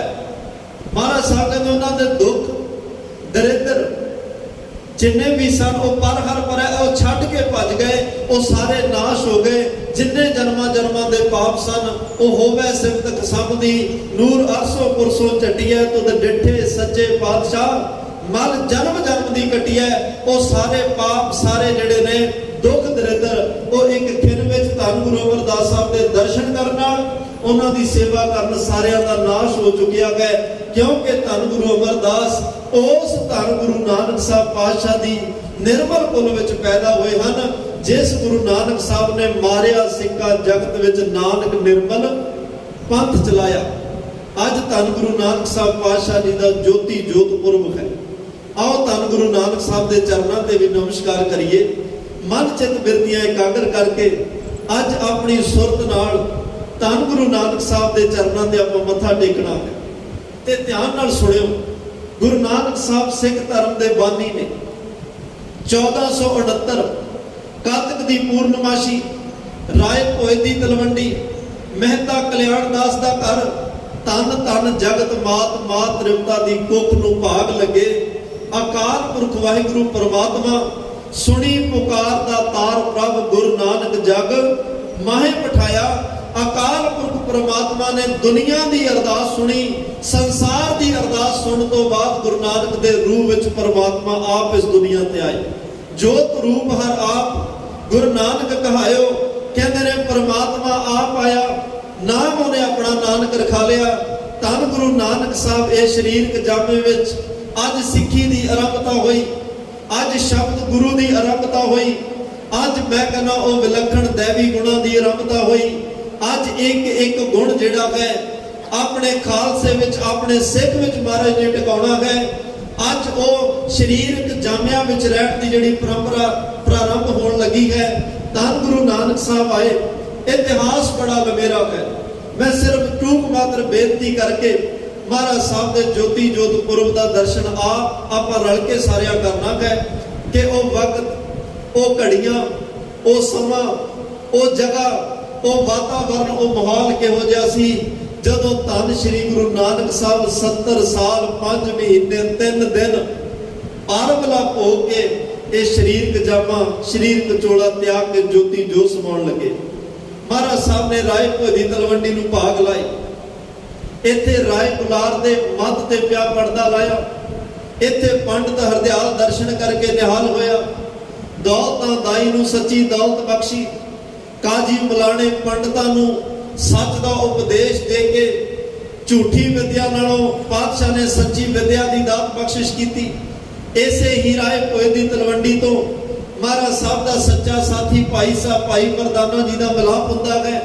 ਇਸੇ ਰਾਏ ਭੋਏ ਦੀ ਤਲਵੰਡੀ ਤੋਂ ਪਾਤਸ਼ਾਹ ਕਿਸੇ ਵੇਲੇ ਸੱਪ ਦੀਆਂ ਛਾਵਾਂ, ਦਰਖਤਾਂ ਦੀਆਂ ਛਾਵਾਂ ਅਡੋਲ ਲੈਣੀਆਂ, ਸੱਪ ਦੀ ਛਾਂ ਅਡੋਲ ਲੈਣੀ, ਜਿਹਨੂੰ ਵੇਖ ਕੇ ਰਾਏ ਬੁਲਾਰ ਸਿੱਖ ਬਣਦਾ ਹੈ। ਤੇ ਸਤਿਗੁਰੂ ਪਾਤਸ਼ਾਹ ਦਾ ਇਹ ਇੱਕ ਸੁਨੇਹਾ ਦੇ ਦਿੰਦੇ ਆ, ਭਾਈ ਸੱਪ ਨੇ ਛਾਂ ਕੀਤੀ, ਸੱਪ ਜ਼ਹਿਰ ਦਾ ਭਰਿਆ ਹੁੰਦਾ, ਪਰ ਇਹ ਉਹ ਦਰ ਹੈ ਜਿੱਥੇ ਜ਼ਹਿਰ ਦੇ ਭਰੇ ਹੋਏ ਹਿਰਦੇ ਵੀ ਅੰਮ੍ਰਿਤ ਨਾਲ ਸਿੰਜੇ ਜਾਂਦੇ ਹਨ। ਸੱਪ ਨੂੰ ਮਾਇਆ ਨਾਲ ਵੀ ਕਿਹਾ, ਇਹ ਉਹ ਦਰ ਹੈ ਜਿੱਥੇ ਮਾਇਆ ਡੰਗਦੀ ਨਹੀਂ ਬਲਕਿ ਦਾਸੀ ਬਣ ਕੇ ਸੇਵਾ ਵਿੱਚ ਖੜ ਜਾਂਦੀ ਹੈ। ਇਹ ਸਾਰੀਆਂ ਘਟਨਾਵਾਂ ਵੇਖ ਕੇ ਰਾਏ ਬੁਲਾਰ ਸਿੰਘ ਬਣਦਾ। ਕਦੇ ਇਸੇ ਧਰਤੀ ਤੋਂ 20 ਰੁਪਈਆਂ ਦਾ ਖਰਾ ਸੌਦਾ, ਸੱਚਾ ਸੌਦਾ ਕਰਨ ਵਾਸਤੇ ਤੁਰਦੇ ਆ।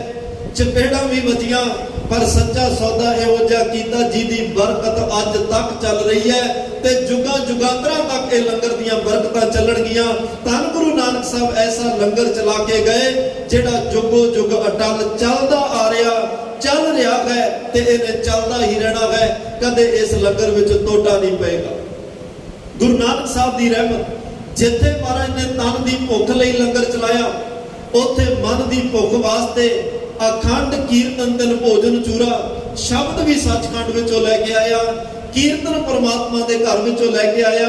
ਤੇ ਮਹਾਰਾਜ ਸਾਹਿਬ ਨੇ ਦੁਨੀਆ ਨੂੰ ਦੱਸ ਦਿੱਤਾ, ਭਾਈ ਸਿਫਤ ਸਲਾਹ ਕੀਰਤੀ ਹੀ ਪਰਮਾਤਮਾ ਦਾ ਦਰਸ਼ਨ ਹੈ, ਸਿਫਤ ਸਲਾਹ ਕਰਨੀ ਹੀ ਪਰਮਾਤਮਾ ਦਾ ਦਰਸ਼ਨ ਹੈ। ਇੱਥੋਂ ਤੱਕ ਵੀ ਕਹਿ ਦਿੱਤਾ, ਜਿਸ ਨੂੰ ਬਖਸ਼ੇ ਸਿਫਤ ਸਲਾਹ ਨਾਨਕ ਪਾਤਸ਼ਾਹੀ, ਪਾਤਸ਼ਾਹ ਜਿਹਨੂੰ ਆਪਣੀ ਸਿਫਤ ਸਲਾਹ ਬਖਸ਼ਦੇ ਪਰਮਾਤਮਾ, ਉਹ ਪਾਤਸ਼ਾਹਾਂ ਦਾ ਪਾਤਸ਼ਾਹ ਹੈ।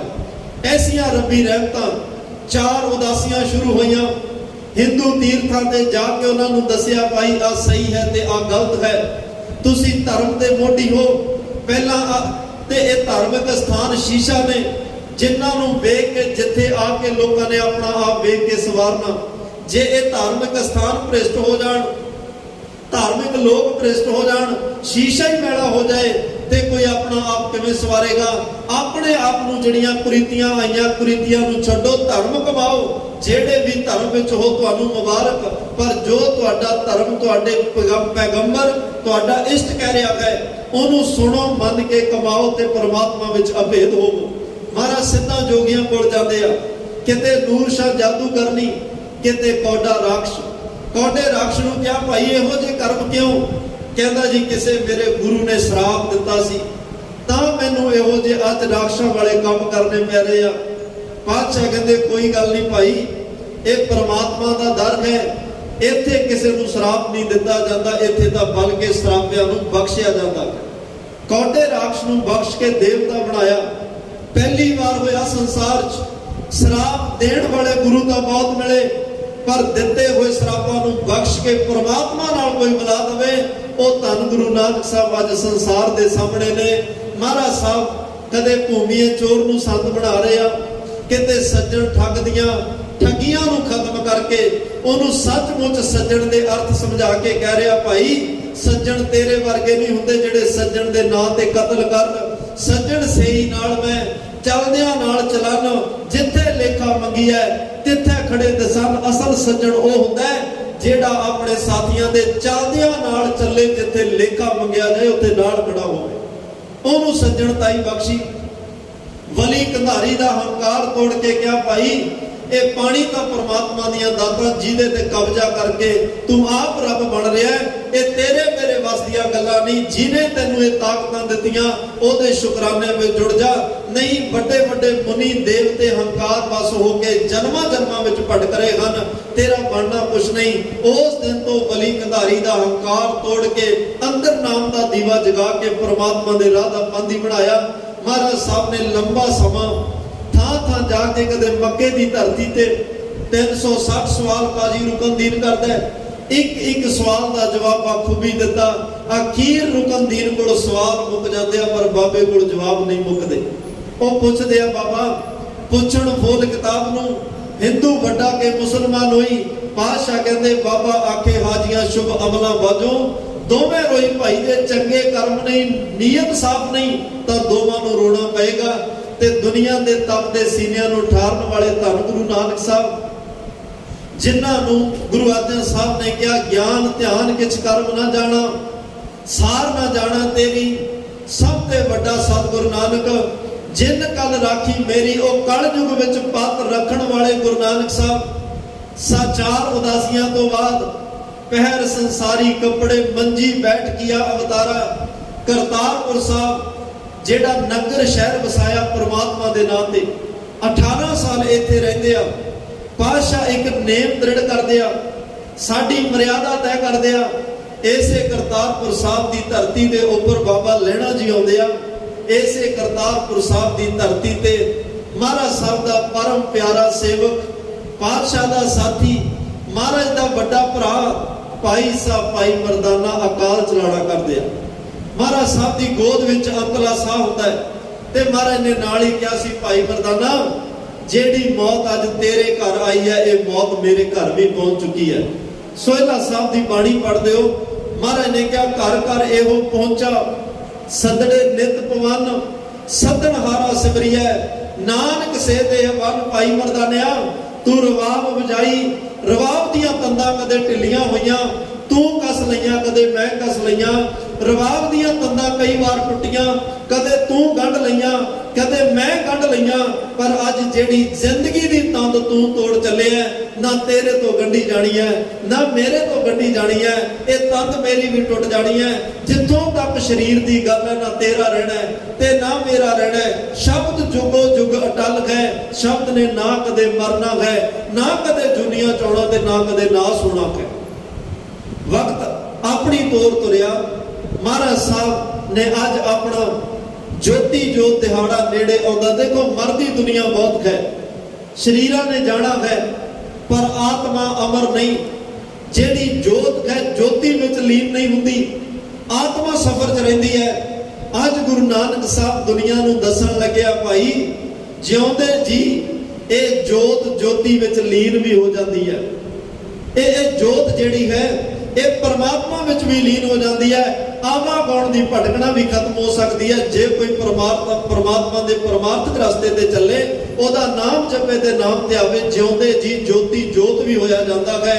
ਅੱਜ ਪਾਤਸ਼ਾਹ ਨੇ ਬਾਬਾ ਲਹਿਣਾ ਜੀ ਦੀ 7 ਸਾਲ ਕਰੜੀ ਪ੍ਰੀਖਿਆ ਹੋਈ, ਉਹਨਾਂ ਨੂੰ ਗੁਰਤਾ ਗੱਦੀ ਦੇ ਇਸ ਤਖਤ ਤੇ ਆਸੀਨ ਕੀਤਾ, ਦੇਵੀ ਗੁਣ ਟਿਕਾਏ, ਬਾਣੀ ਦੀ ਪੋਥੀ ਝੋਲੀ ਵਿੱਚ ਪਾਈ।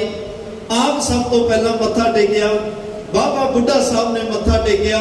ਸਾਰੀਆਂ ਰੱਬੀ ਰਹਿਮਤਾਂ ਬਾਬਾ ਲਹਿਣਾ ਜੀ ਦੇ ਝੋਲੀ ਵਿੱਚ ਪਾ ਕੇ ਨਾਮ ਧੰਨ ਸ੍ਰੀ ਗੁਰੂ ਅੰਗਦ ਸਾਹਿਬ ਪਾਤਸ਼ਾਹ ਦੇ ਕੇ ਕਿਹਾ ਸੀ, ਭਾਈ ਗੁਰਸਿੱਖੋ, ਬਾਬਾ ਮੜੀ ਨਾ ਬੋਰ, ਗੁਰ ਅੰਗਦ ਕਹਿਆ ਮੈਂ। ਅੱਜ ਤੋਂ ਬਾਅਦ ਗੁਰੂ ਨਾਨਕ ਨੂੰ ਕੋਈ ਮੜੀਆਂ ਕਬਰਾਂ ਵਿੱਚ ਨਾ ਲੱਭੇ।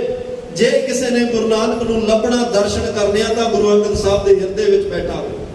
ਮਹਾਰਾਜ ਸਾਹਿਬ ਨੇ ਫਿਰ ਸਾਰੀਆਂ ਦਾਤਾਂ ਸਭ ਕੁਝ ਬਖਸ਼ਿਸ਼ ਕਰਕੇ, ਪ੍ਰੋਫੈਸਰ ਸਾਹਿਬ ਸਿੰਘ ਕਹਿੰਦੇ ਆ 22 ਸਤੰਬਰ ਸਨ 1539 23 ਅੱਸੂ ਤੇ ਪ੍ਰਿੰਸੀਪਲ ਸਤਵੀਰ ਸਿੰਘ 5 ਸਤੰਬਰ 1539 ਲਿਖ ਰਿਹਾ। ਚਲੋ ਤਰੀਕਾਂ ਨੂੰ ਲੈ ਕੇ ਕਈ ਵਾਰ ਵਖਰੇਵੇਂ ਨੇ, ਪਰ ਉਹ ਸਮਾਂ ਆਇਆ ਜਦੋਂ ਧੰਨ ਸ੍ਰੀ ਗੁਰੂ ਨਾਨਕ ਦੇਵ ਪਾਤਸ਼ਾਹ ਜੋਤੀ ਸੰਗ ਜੋਤ ਇਹ ਲੀਨ ਹੋਣ ਲੱਗੀ ਹੈ। ਸੂਰਜ ਕਿਰਨ ਮਿਲੇ, ਜਲ ਕਾ ਜਲ ਹੁਆ ਰਾਮ, ਜੋਤੀ ਜੋਤ ਰਲੀ। ਅੱਜ ਜੋਤੀ ਜੋਤ ਰਲਣ ਲੱਗੀ, ਸੰਗਤਾਂ ਇਕੱਤਰ ਹੋਈਆਂ। ਬਾਬਾ ਬੁੱਢਾ ਸਾਹਿਬ ਮੌਜੂਦ ਨੇ, ਭਾਈ ਭਗੀਰਥ ਪਾਤਸ਼ਾਹ ਦੇ ਮੋਹਤਵਰ ਸਿੱਖ ਸਾਰੇ ਨੇ, ਧੰਨ ਗੁਰੂ ਅੰਗਦ ਦੇਵ ਪਾਤਸ਼ਾਹ ਵੀ ਉੱਥੇ ਹਨ। ਕਈਆਂ ਨੇ ਇੱਥੇ ਬੜੇ ਤਰ੍ਹਾਂ ਦੀਆਂ ਗੱਲਾਂ, ਸਮਾਂ ਇਜਾਜ਼ਤ ਨਹੀਂ ਦੇ ਰਿਹਾ। ਕਿਸੇ ਨੇ ਕਿਹਾ ਜੀ ਚਾਦਰ ਲੈ ਕੇ ਪਏ, ਕੁਛ ਨਹੀਂ ਲੱਭਿਆ, ਬੜੀਆਂ ਗੱਲਾਂ ਚੱਲਦੀਆਂ ਆ ਰਹੀਆਂ। ਤਾਂ ਅਕਸਰ ਮਹਾਰਾਜ ਸਾਹਿਬ ਕਹਿੰਦੇ ਆ ਕਿ ਭਾਈ ਇਹ ਸਰੀਰ ਹੈ, ਇਹ ਸਰੀਰ ਨੇ ਜਾਣਾ ਹੈ, ਜੋ ਤਨ ਉਪਜਿਆ ਸੰਗ ਹੀ ਸੋ ਵੀ ਸੰਗ ਨਾ ਹੋਇਆ। ਖੈਰ ਇੱਥੇ ਮਹਾਰਾਜ ਸਾਹਿਬ ਸਾਰੀਆਂ ਰੱਬੀ ਰਹਿਮਤਾਂ ਗੁਰੂ ਉਪਦੇਸ਼ ਦ੍ਰਿੜ ਕਰਾ ਕੇ ਅੱਜ ਦੇ ਦਿਨ ਆਪਣਾ ਇਹ ਸਰੀਰ ਵਿਚੋਲਾ ਤਿਆਗ ਕੇ ਆਪਣੀ ਜੋਤ, ਆਪਣਾ ਅੰਤਰ ਆਤਮਾ ਧੰਨ ਗੁਰੂ ਅੰਗਦ ਦੇਵ ਪਾਤਸ਼ਾਹ ਵਿੱਚ ਟਿਕਾ ਕੇ ਜੋਤੀ ਜੋ ਸਮਾ ਜਾਂਦੇ ਹਨ। ਅੱਜ ਉਹ ਦਿਨ ਹੈ ਜਦੋਂ ਕਰਤਾਰਪੁਰ ਸਾਹਿਬ ਰਾਵੀ ਦੇ ਕਿਨਾਰੇ ਪਾਤਸ਼ਾਹ ਨੇ ਸਰੀਰ ਵਿਚੋਲਾ ਤਿਆਗਿਆ ਤੇ ਮਹਾਰਾਜ ਸਾਹਿਬ ਦੇ ਅੰਤਮ ਜਿਹੜੇ ਉਹ ਯਾਦ ਵਿੱਚ ਰੱਬੀ ਬਾਣੀ ਦੇ ਨਿਤਨੇਮ ਹੋਏ, ਕਥਾ ਕੀਰਤਨ ਹੋਇਆ, ਗੁਰ ਉਪਦੇਸ਼ ਸਾਂਝਾ ਕੀਤਾ ਗਿਆ, ਸਤਿਗੁਰਾਂ ਦੀਆਂ ਸਿੱਖਿਆਵਾਂ ਨੂੰ ਧਾਰਨ ਕੀਤਾ ਗਿਆ, ਗੁਰੂ ਦੇ ਉਪਦੇਸ਼ ਨੂੰ ਸੰਗਤਾਂ ਵਿੱਚ ਸੁਣਾਇਆ, ਪੜ੍ਹਿਆ ਗਿਆ ਤੇ ਸੰਗਤਾਂ ਗੁਰੂ ਗੁਰੂ ਜਪਦੀਆਂ ਧੰਨ ਗੁਰੂ ਅੰਗਦ ਦੇਵ ਪਾਤਸ਼ਾਹ ਦੇ ਚਰਨਾਂ ਨਾਲ ਸਾਰੇ ਜੁੜ ਗਏ। ਤੇ ਅੱਜ ਦਾ ਉਹ ਦਿਨ ਹੈ ਜਦੋਂ ਧੰਨ ਗੁਰੂ ਨਾਨਕ ਸਾਹਿਬ 70 ਸਾਲ 5 ਮਹੀਨੇ 3 ਦਿਨ ਦਾ ਸਮਾਂ ਇੱਕ ਲੰਬਾ ਪੈਂਡਾ ਤੈਅ ਕਰਕੇ 4